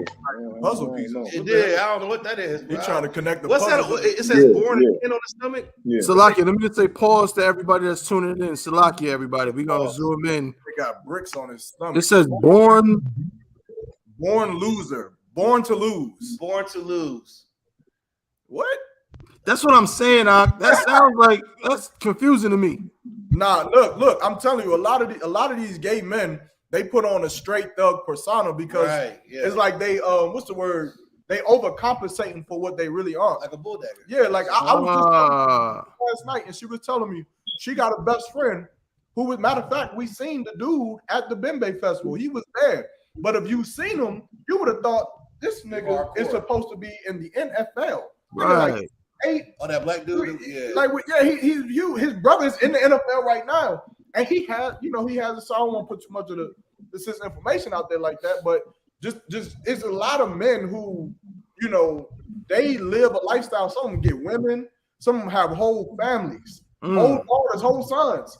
But it's like they have a what's it called when it's like just like an attraction, like a fetish, right? Like they don't necessarily want to be in a gay relationship and be married to a gay man. But every once in a while to get their rocks off. Oh, hell no. Gay sex. Yeah. Just a little, just a little here and there. Just a Good night. little man. Every once in a the wild, they want to do it.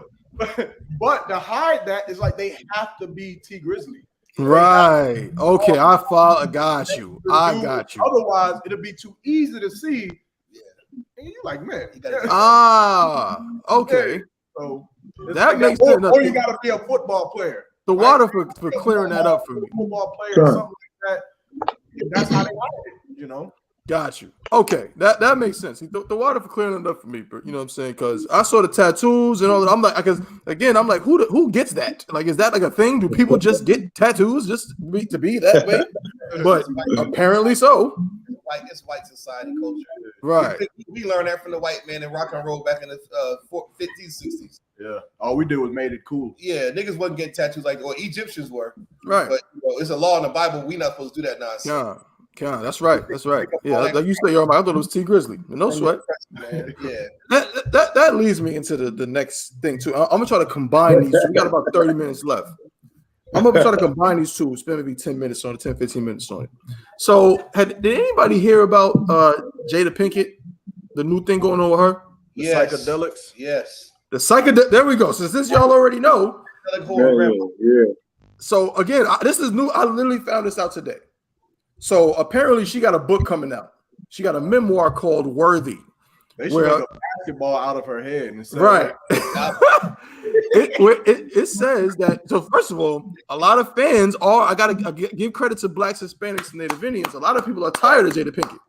Tired of her. They're tired of Jada Pinkett. It says that fans are giving her the side eye after she says her memoir Worthy will address falsehoods about her life following son Jaden's claim that she introduced the family to psychedelic drugs. So a lot of people who own the Shade Room and all these different platforms, they're commenting like, yo, like, we don't want to hear about her no more. Like, yo, like, somebody said she needs to do a red table talk with herself. Like, yo, like, we're tired of you coming out all the time with this nonsense. But now she's saying she's going to clear up some falsehoods. But I didn't know that Jaden came out and said that his mother introduced him to psychedelics.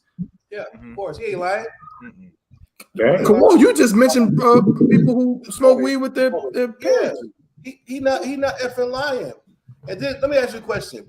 If I'm a crackhead, right, and I accidentally leave a crack pipe on my dresser, unattended, and I go to Piggly Wiggly or run around wherever I want to go, and my baby or my teenage son picks up and hits the crack pipe. Piggly Wiggly's crazy. That's funny. Yeah, it is crazy. But I get into it. Just by it being a part of my life and being in my life, kids are curious. That's right. That's negligence. After your grandma drinking the beer, smoking a cigarette, they'll run behind their grandma when she looking, try to smoke the cigarette, drink the beer, whatever the hell's going on. Just out of curiosity, you did introduce your child to it directly, indirectly. That's right. You sat them down and did it, and laid them all in the field of lilies and told them look at the sun and all this crap like a hippie, or you just had your mushrooms or your DMT or your acid tabs, acid hits laying around the house, or you still introduce your kids to it. That's right. You did it. That's what happens, man. And that what the hell Jalen got to lie about? Right. What the hell does Karate Kid got to lie about? I don't understand it. Like if your mama introduced you, at this point, she needs the worst mother of the year award. Jada Pinkett, the worst mother, wife. She told her daughter Willow how to masturbate as a child because her grandmother showed her how to masturbate at 9 years old in the bathtub. So you will never need no man. That's crazy. Cap. It gets worse. Why she got a man then? She should just be masturbating. Yeah, the grandma's worse than the grandma. Jada Pinkett's mother is worse than her. That's what she learned that garbage from. I'm telling you, man. That she said my mother taught me how to masturbate, so I would never need a man for to feel good. Now, is that not that's like some real. Like, I mean, I'm not the smartest man in the world, but I can see through some nonsense, you know what I'm saying, from time to time. That sounds like a lame excuse for child molestation. That sounds like what really happened. It does sound like what happened. Yeah. That sounds like what happened. Like, it sounds like you know, Dan basically molested your daughter, but you put it on, because guess what? Isn't that, if a man was to say that, if a man was to be caught showing his daughter or a little girl how to sexually please herself at 9 years old. And when the police came or when somebody came, he said, I was just trying to show her how to love herself. Yeah. Everybody would be like, "Yo, nah, we know what the deal is. You a damn child molested." Right. But because it's a black woman, it gets. Am I saying something crazy, Cap? Is that not how they because it's a black woman? It's like, oh no, it's innocent. You know, oh, she's just trying to show her how to not have a man. You're right. They don't see it. Right. They don't see it. You know, they don't see this foolishness of it. Come on. They don't see the. I mean, it's crazy. You know, we without this truth, we evolved to just crazy lunatics. Right. We are just. I mean, come on.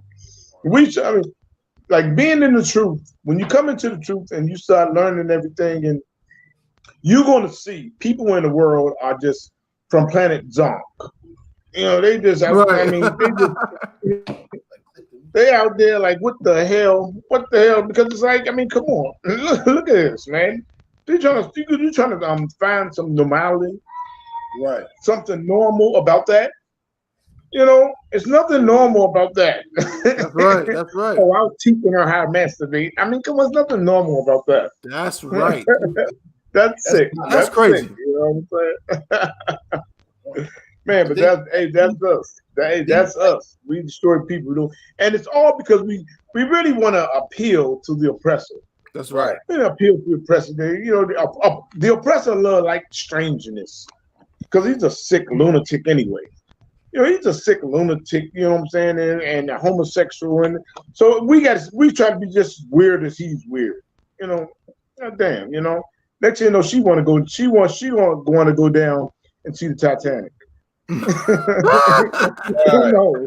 Who knows what's next for her? She may want to go down and take Will and Jaden and all of them going to go down and and see the Titanic or something. You know, it's crazy.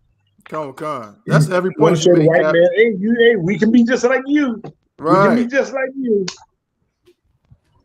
That's heavy. So, somebody else has something to like you. I was about to say, you add the masturbation to the psychedelics to the entanglement with August Alsina. You know what I'm saying? To her being in a rock and roll group with a bunch of white boys called Wicked Wisdom. I remember that. You ever heard any of those songs? I did. The music was trash. It's trash. And I know for a fact she was screwing them white boys. There's no way you already doing psychedelics. You know you haven't listened to sex with them white boys. Jada Pinkett is the biggest whore. And I don't see why Will Smith don't see that. Like you that tender dick, you don't see that? He's gay. He's gotta be a gay man. Yeah, he sees it. He's just gay. Yeah, he's the type of brother that will wear a tutu like that we just seen. Yep. These other black women to see I'm the pinnacle what a non-abrasive black man looks like. Like, come on, man. Jada Pinkett, her mother was trash, teaching her how to masturbate, and God knows what else she taught her. And from the how we Tupac letters? How the hell is Willow Smith miss I whip my hair back and forth, write letters to a dead Tupac talking about something, my mama miss you. That's crazy. As a father, I would disown the hell out of ugly ass kids.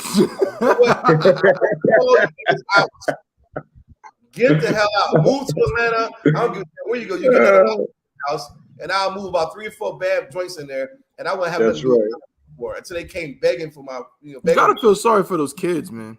I'm sorry. Sorry for rich kids. I feel you, but when I say feel sorry, it's almost to the same degree that I feel sorry for Zaya Wade.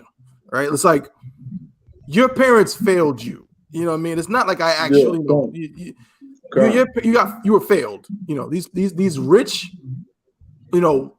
these rich black people that really want to be white people. They really want to be, you know what I'm saying, what they used to say back in the day, O-phase. They really want to be one of these O-phase, you know what I mean? And they introduced these kids to all of these different concepts, like you said, Kawal, the psychedelics and masturbation at 9, you know what I'm saying, and things like that. What you say, bro? Entanglement. Entanglements, you know, and which leads me into another story, right? Like I said, we combine these two. Y'all familiar with Tia Mowry? Right, the white girl. Yeah, she's a devil. She's a devil. But remember, let's also keep in context that a lot of our sisters, they don't look at it like that. Right. They don't look at her, and we all grew up watching Sister, right? We grew up watching Sister, and so they look at them like they're black women when they are not. However, her kids are black. Tia's kids, not the other one. Tamara, her kids are devils because she's married to a devil. But Tia's kids are black, and she divorced her husband. She divorced her husband. Let me get this real quick because I just thought I read it, man, and it gave me anxiety. It gave me immediate anxiety because this is what our sisters look to for inspiration, and they believe that this is again how they should behave. No different than that brother in the tutu. Right. So Tia Mowry divorced her husband, and this is what she says. She says Tia Mowry explains how desire to start living in truth prompted decision to divorce, Corey Hardrick. Let me just read you a little bit of the things that this disgusting devil said about divorcing her husband. Now, mind you, from what I understand, there has been nothing about infidelity, even though that we know that is nonsense anyway. But in the world, that would usually be what people divorce for. Infidelity, something like that. None of that took place. None of that. She divorced her husband literally just because she wanted to. Yeah. Just because she wanted to. It says, in an exclusive interview with Hello Beautiful, the 44-year-old explained that it took her years to decide to file for divorce. She shared that she loves being a wife. However, she also realized that adhering to tradition does not allow for change. This is the quote. I love being a wife, but I am understanding that tradition could be a blessing and a curse.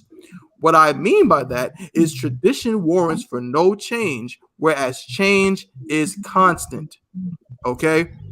She said that when somebody in her family died, she said that woke me up. I asked myself, Tia, are you happy?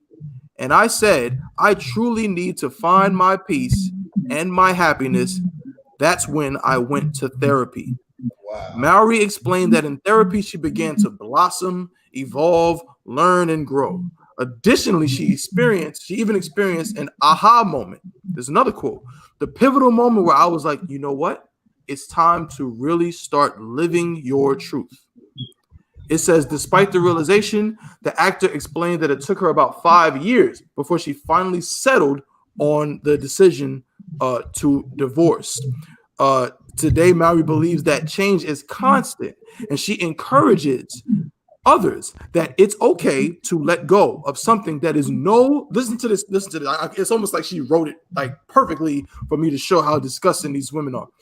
It's okay to let go of something that is no longer aligned or serving you. That's what she said. Let me get a picture of this. And I can't use that from Twitter. Let me get a little bit more. It says she was trying to set an example for her children. The actor also explained that her decision to file for divorce from Hardrick was also for her son, Cree, 12, which is a crazy name for a boy, and daughter, Cairo. I don't know why celebrities name their children these crazy names. It's funny. 5, she believes it was important for them to see their mother walk in truth. A part of my decision was also for them seeing their mother walk in truth. I feel like it's a great lesson for them because it was not an easy decision. It was one of the hardest decisions that I ever had to make in my entire life. But if they see that mommy can do it, they can say, my mommy is living and chasing her truth. I want my children to do that. That's the best gift I can give them. This is like, again, it's like, for me, this is one of the scariest things I ever read. And I'm going to tell you why I'm saying that. I remember being a child, and I'm sure brothers can attest to this too. My parents were never legally married. Not that that matters. But I remember being a child and seeing my parents get into it. And you know how you be the little kid and your parents get into it, and then you kind of run and hide, and you know what I'm saying? You know what I'm saying? Like, oh, mom, you know. And I remember that. My secret place. Right. I remember having to run and hide and seeing my parents. It was like a shock for me as a kid because it's like, so these people who obviously can't stand each other, they made me. It was weird for my brain to calculate. And even years later, when my parents didn't reconcile, my dad went his way, my mother went her way, it never made sense to me.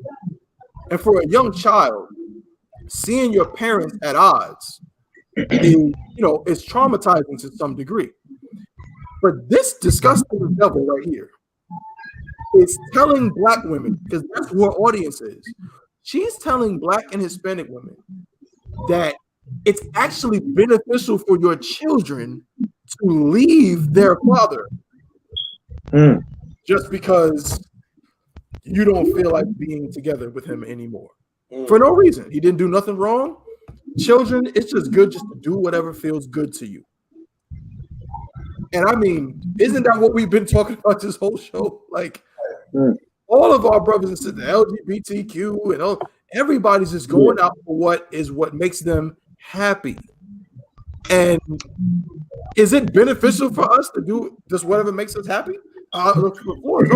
Like, hey, Salak, your thought. I missed that part. Wait a minute, I missed the part. Can you run that back for me? You said, yeah. Did you say that? Hold on, man. Did I hear you say that there's no problem, really, no real problem between her and her husband? So she just wants to leave him because of what? She wasn't happy. She wasn't happy. Yeah, this is the quote. That woke me up. I asked myself, Tia, are you happy? And I said, I truly need to find my peace and happiness. Man. Oh, boy. Ooh. I guess she really is the devil, isn't she? She's the devil. Yeah, damn. That man. That's some white people stuff. That's right. Good Lord. She just up and say she don't want to be with him. Yeah. That's crazy. That is, man. That's, that's sick right there. That's sick. And she's gonna. And so she's leaving. She's the one that's married to the black brother, right? That's right. So she's married to the black. Okay, well, damn, that's crazy. That's crazy though. I ain't never heard no shit like that. Yeah, she just not happy, so she's just leaving. Yeah, that's definitely that's white people stuff. That's white people stuff. I mean, that's just sick. And you are destroying those kids. That's right. You are destroying those kids. And see, that was the dangers of, man, that's crazy. Because that was the dangers of marrying oppressors. Right. That's right. Even though he didn't know he was an oppressor, but damn, that's it right there. That's it right there. You're going to go ahead and, man, she's just going to say, she's not happy. She's not happy, so she's just going to up and just leave. That's sick. That's some sick shit. You know what I'm saying? Man, good gracious. Man. Hey, Lord be with them kids. Right. Man, Lord be with them kids, man. Good Lord. That's sick right there. That's sick. Man, right. I'm just really, I ain't got no words for that.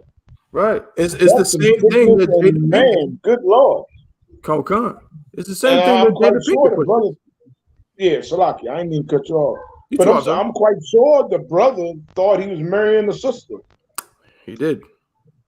He thought he was marrying the red bone. Good Lord. That's not a red bone, he's white. And you got a lot of them devils running around. Me and my wife were just watching a movie the other day. I think that chick, what's her name, Paula Patton or something? Right, Paula Patton. Yeah. She's the devil, right? I believe so. Yeah. You got a lot of those white girls running around masquerading as red bones. Yep. Back in the day, you used to call them red bones. They're light skin like that. So like I said, Paula Patton is an Israelite. Oh, she's Israelite. Okay. Her mother's white. Married the white boy. Okay, her mother's white. Okay, I know. Robin Thicke. But she married that Robin Thicke. He was beating the hell out of her. You definitely got a lot of women running around out here masquerading, white women masquerading as red bone. You know what I'm saying? So, but that's kind of sick with that situation about her just leaving her husband because she feel like it. She feel like she's not happy. Right. She's not happy. Goddamn. And what did he do? Did he punch her in the face or anything? Or did she? I mean, come on, man. What did he do? Nothing. She's never happy. Damn. Nothing. And that's the question. No, she hasn't said anything about infidelity. She hasn't said there was physical abuse. She hasn't. None of that. She just Damn. She's following the Right. crowd. Man. Right. You see Megan Good left her husband for no reason That's another one. and start going with Jonathan Majors, and they all hang out together. Good night. It's like black women have, women have this thing where it's like they want to live in this world, this imaginary world where their happiness is the only thing that matters. Right. Imagine being in this state of complete happiness, never sadness, never mildness, never confused, just nothing but happiness and bliss. It comes out of a comic book. It's not realistic. And the fact that she went to therapy, her therapist must be, paid to agree with her. She didn't tell you to stay with them damn husband, with that man for the kids' sake, at least. I mean, these are children. I don't understand what the hell's going on. But that's the world we live in now, man. These women have no accountability. All they want to do is chase their happiness. They divorce. Shawnee O'Neal living her best life with some gay pastor. Right. Megan Good then divorced her Christian husband, who was a 7-day Adventist, worked for Sony, and we still don't know why they divorced. And she's with Jonathan Majors now. Then you got, who else divorcing? Everybody's divorcing their damn husband for whatever reason. That's right. For the cause of what? Just because I'm not happy, I want more. You just want to have sex. That's what it is. That's what it is. And you see these young girls like Lotto and all these young rappers like Ice Spice and all these young actresses, Coco Jones, how young and vibrant they are, and you try to relive your glory days. You can't. That's what it is. Sit your ass down and be married, be a mother.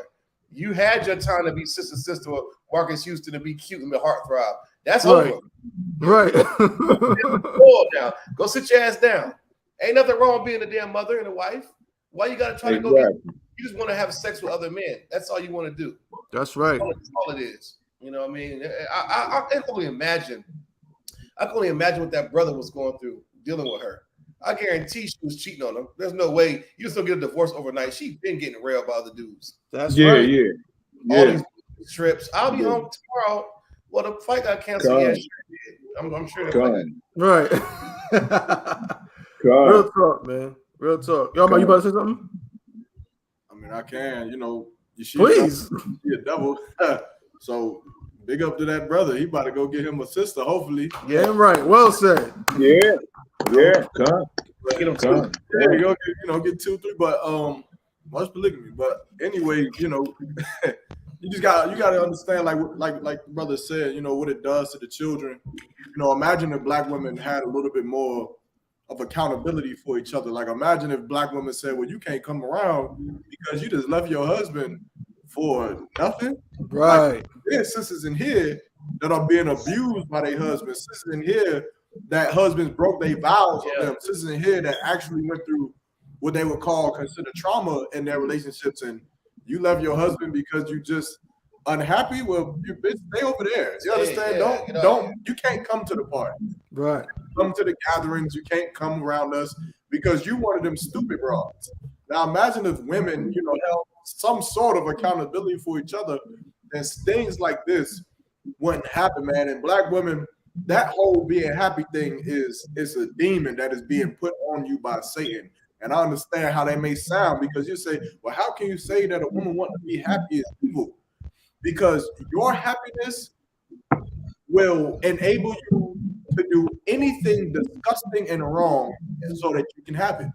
That's all it is. It's almost like the drug dealer's desire to get money, or the murderer's desire to get revenge or payback, or to fulfill whatever demon he has inside of him that makes him want to murder.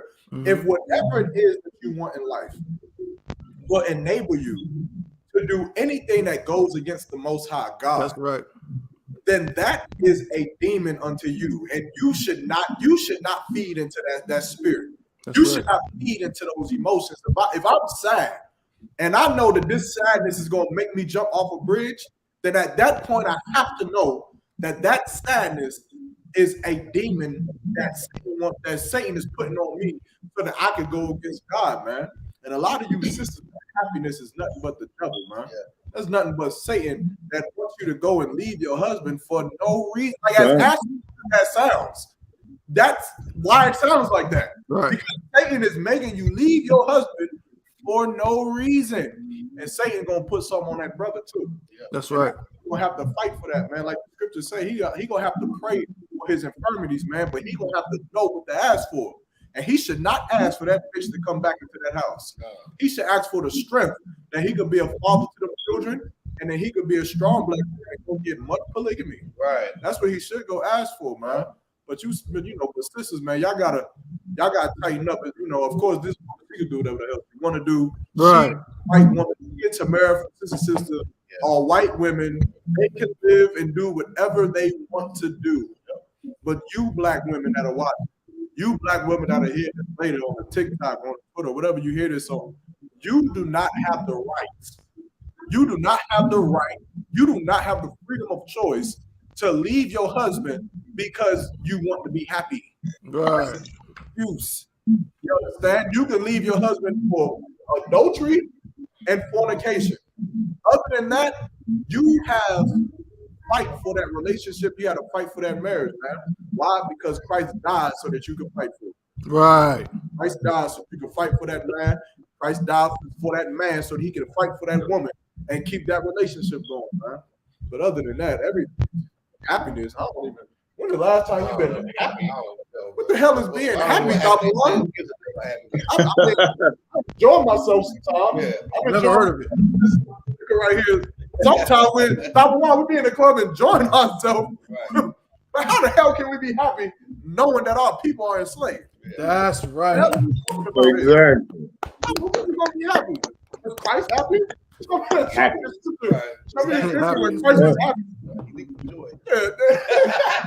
That's that white people stuff. That's what Cap said. That was it. That's what Cap said. It's heavy. When Paul was happy, when Peter was happy, I don't know. I don't know. Job was happy. God. I don't know what the fuck is this happiness coming around. There is no happiness. God. There's lamentation right now. That's right. You understand? That's it. You understand? We sorrowful and we mourning and we faithful in the Lord. That even though He is putting this punishment on us, that we would subside our want to be happy for our want to be righteous unto Him. That's right. That's life. That's it. That's Subside life. your want to be happy with your want to be righteous unto the Lord. And then maybe you'll have better days. Right. That's right. They don't. And a lot of these women out here, they don't even know what happiness is. That's right. They don't even know what happiness is. You know what I'm saying? I mean, you know, I was laughing at Captain Soccer War when he did a class, and he said people was like wondering if he was asking his rib, is he mad like that all the time? You know, and you don't know how happy, and he's just saying that you don't know if he's happy or sad. You know what I'm saying? But a lot of times we are, our brothers in the school like this, we are angry because the state of our people. You know, the state of our people, and it was something heavy what he said. Captain Sockerwell was saying that things are really not that funny no more. Right. Shit ain't really funny no more. They really did, you know, the way you sit around like, because the state of our people are so messed up. The state of our people are so messed up that shit ain't really funny no more. You know what I'm saying? Things make me happy, like when I see a submarine get crushed with rich white people down there. You know, that's something that makes me happy. You know, I'm happy when I see that type of stuff. You know what I'm saying? I see a submarine with rich billionaires get crushed, we're white billionaires get crushed. I like that type of thing. You know what I'm saying? That makes you happy.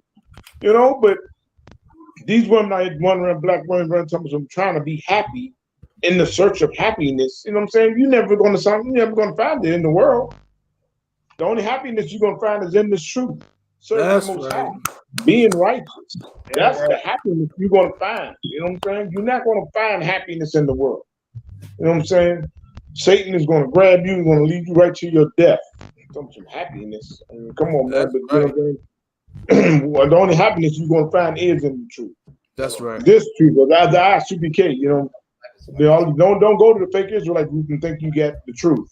Don't do that. Don't do that.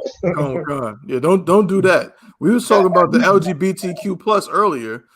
You know what I'm saying? The fake Israelites love LGBTQ plus. Yeah, they do. Yeah, they love them. Yeah. You know what I'm saying? They love the Pride Parade. They love it. Yeah. You know what I'm saying? Yeah.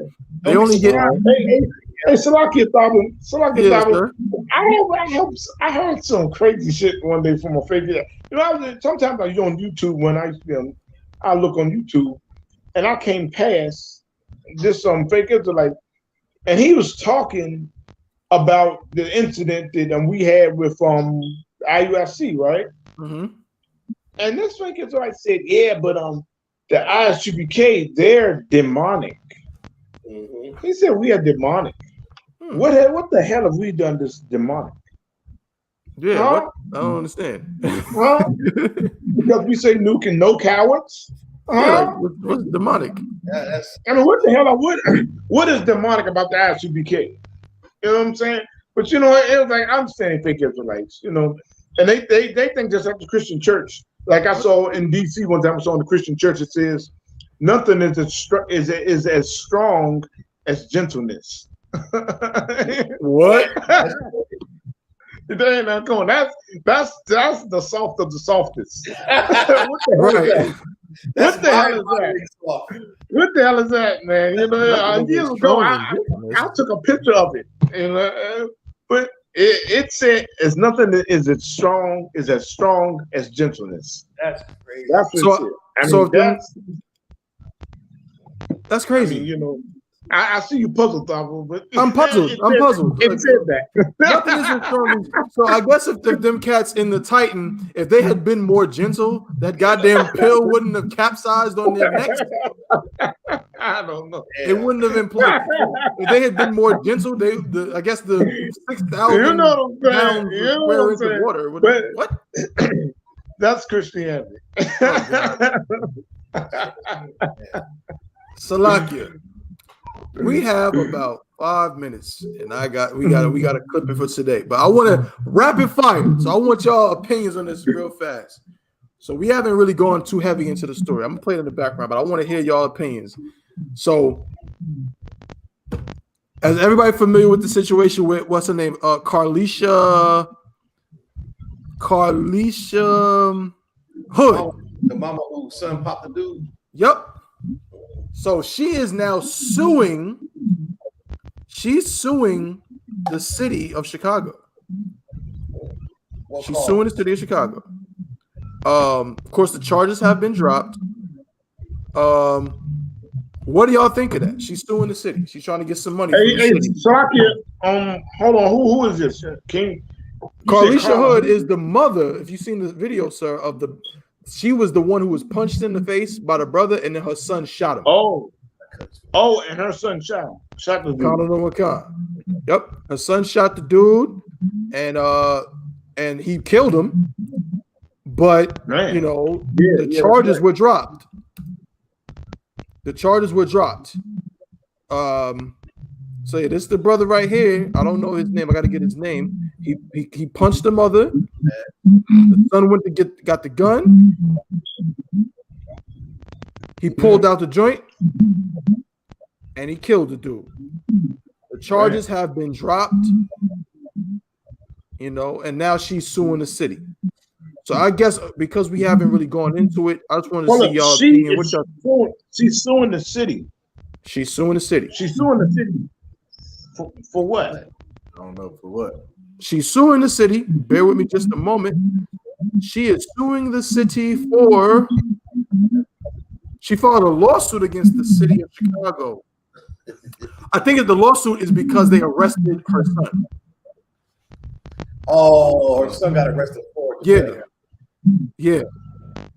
She's accusing the defendants of malicious prosecution, false arrest, and intentional infliction of emotional distress. Yeah, so she's suing the city because she's saying her son shouldn't have been arrested at all. It's a money grab. No. Straight on. Yeah. So she got punched in the face for what? I don't know. What did she get punched in the face for? She was in a. That's what I want to know. It seemed like the camera footage picked up when they were mid-argument. He was telling her, "Don't say nothing else. I'll punch you in the face." And of course, a black woman, she'll keep talking. He punched her in the face.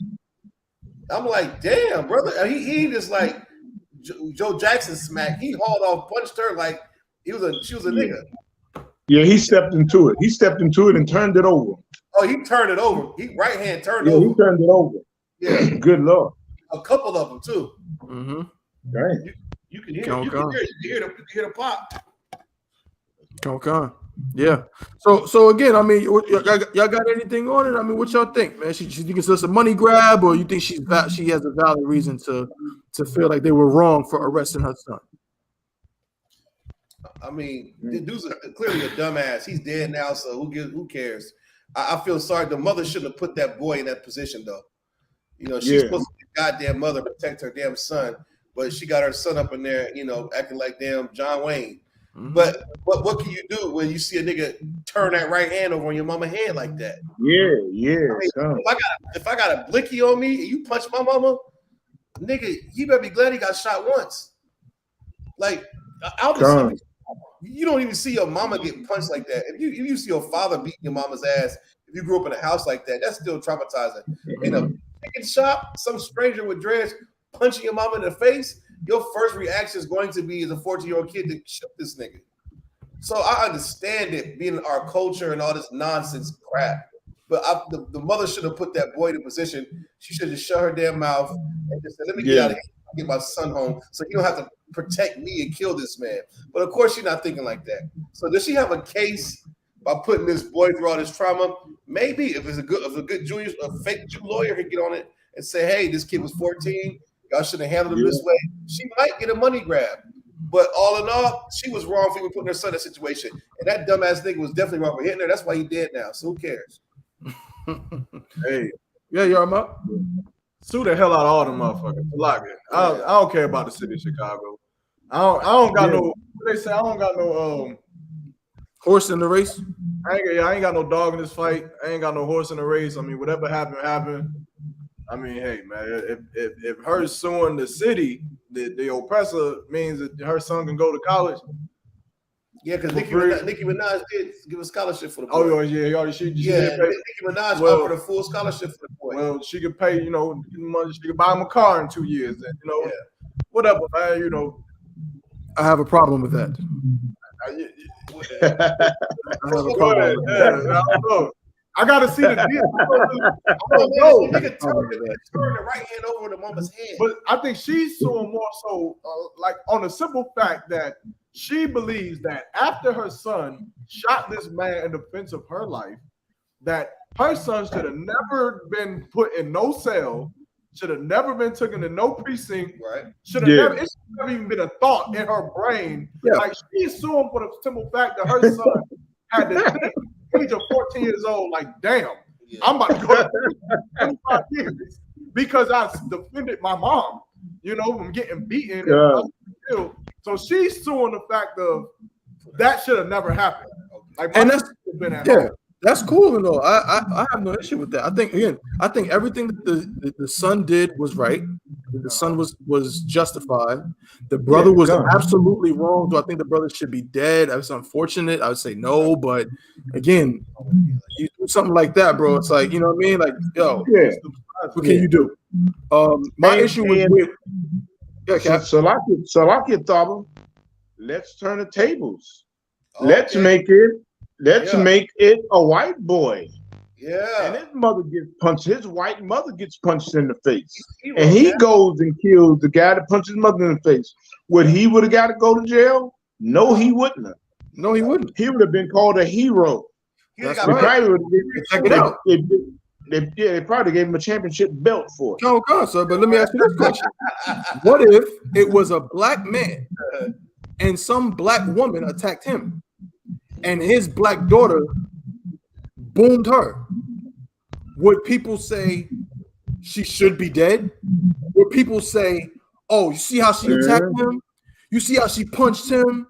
Yeah, when that happened, it's deserved. I feel like people would have more sympathy for a black woman if she had thrown a punch at a black man and got killed. I got a stone to throw. Please, bro, we got 2 minutes. I know. Maybe it's not a stone, but it's more so a question because we in Chicago, right? Ain't the gun law strict there? Yeah, mad strict. So, okay, that's one stone, right? Just think about that. And that's what you go where I'm going. Go ahead. And then for two, like I'm with Kawal right now. let's say after we leave, after this is over, we decide, man, let's go get some beers or something. And then as we in the gas station getting whatever we getting, let's say Kowal and the brother get in an argument. And the brother stick off on Kowal, like just start yamming on him. That never happened. All right, okay, it would never happen. Yeah. But for the sake of the argument, let's say it happens. And if I pull out a weapon and shoot that man that is him, is only punching him and kill him, am I gonna get off too? That's what I'm saying. It's a nigga's mama though, bro. That's what I'm saying right there. There's a lot. Your mom's, bro. Come on. You turn it right hand over my mama. Bro, that's what I'm saying. I'm not. Listen, we gonna cover this again next week. But what I'm saying is, I feel like this situation is getting kind of special privileges because it was a black woman. If it was a black man, none of them excuses would run. But like Cap said, if it was a white boy, he'd be celebrating, got Burger King. But he'd be a hero. Still a woman. But look, I think we missed one table turn that I think puts it in perspective. Let's say it's still a black boy, and the offender is still the same black dude that punched him. But let's change the black woman, to a black man, to his father. Let's say it's the boy's father getting punched, and it is like two niggas fighting, and then he shoots the dreadheaded nigga. If the father had because hold up, I ain't trying to take it too far, but if I'm not mistaken, King Von was beating the dog shit out of Quando, yeah. And Lil Tim came and boom Von. And Lil Tim is still locked up. Yeah, God, they ain't the same as your mom's though. But in the court of law though. Yeah. In the court of law, does it matter? It matters, bro. It gotta matter. Next week, we're gonna talk about this next week because this is a heavy topic. And that's justice for a reason, because you gotta kind of weigh it. You gotta weigh it. It's your mama. Come on. But what if it's my dad? Hold on, but the court of law, they go, you can't use your mama. What was my mama? Hey, I was drunk driving because I had to get to my mama's house. Hey, yo, I'm about to my dad's house, my mama's house. Hey, we're gonna go more in on this next week. We're gonna get to the bottom of this. We're gonna talk more about this. This is a heavy topic where we can get into understanding of the legal system and whether or not sometimes things just kind of tilt in certain people's favor for different reasons. The mother again is suing. You know what I'm saying? We'll see what happens if she's gonna get some bread or whatever the case may be. But the last thing I'm gonna say is this: I said I had an issue. When I said I had an issue. It goes back to what we're talking about. Nicki Minaj, ask yourself this question. Forget the court of law. If a young brother shot another black man or a black woman while defending his father, would Nicki Minaj have paid his whole tuition? If he was gay, yes. Exactly. Exactly. Right there. You know what I'm saying? Everybody's a little too happy about a black man getting killed. No, I think it's because society caters to women overall. That's why they have pregnant parking spots. That's why they have rules of society that apply to women. You have a lawyer will eat this case alive. It does matter because she's a woman. Everything matters to women. They're a weaker vessel. So you can't turn a right hook over my mama and not get clapped. Yeah, I know they. And you can't rack her like that. You can't rack her. I mean, the dude stepped into it and turned it over. He got the hip in the punch. I mean, that was a correct right hand. I mean, come on, he got the hip and everything. Wow, good Lord. And he followed up with a left. Right. Yeah, man. Hey. Come on. Next week. We back next week. Same time. Same place. We're gonna be able to close out real quick with something. I just got something. Go ahead, bro. You got it.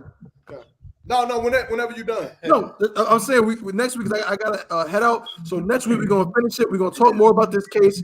We're gonna learn more. We want y'all opinions, man. Hit us up, chainbreakerspodcast@gmail.com. You know, so hit up the Akim. Let's talk. What do y'all think? Is this case getting special privilege and attention because it was a black woman? That's the question that we want to know. But I'll give the brothers a chance to end it off. It's open for today. So Yarmak, what you got? Captain Garlop, you want to go ahead? You can take it first if you want. Oh well, hey man, pay your tithes, man. Oh yeah, That's and definitely you got to get the javelin sweatsuit, That's javelin sport to wear. You know what I'm saying? I just got mine. It came in. You know what I'm saying? Y'all saw it on Facebook. I posted on Facebook. You know what I'm saying? And you know saying it. Hey, even if you're an unrighteous nigga, hey, that javelin sweatsuit and it will make you a righteous brother, man. You know what I'm saying? You won't want to do wrong, man. Yeah. You won't want to do wrong, man. That javelin sportswear, man. Hey, look at that. Look at that javelin sportswear, man. Hey, that's the next hot thing, man. Hey, that's the next hot thing, man. Pay your tithes to the I.S.U.P.K. under Commander General YAHANNA. You know what I'm saying? Right.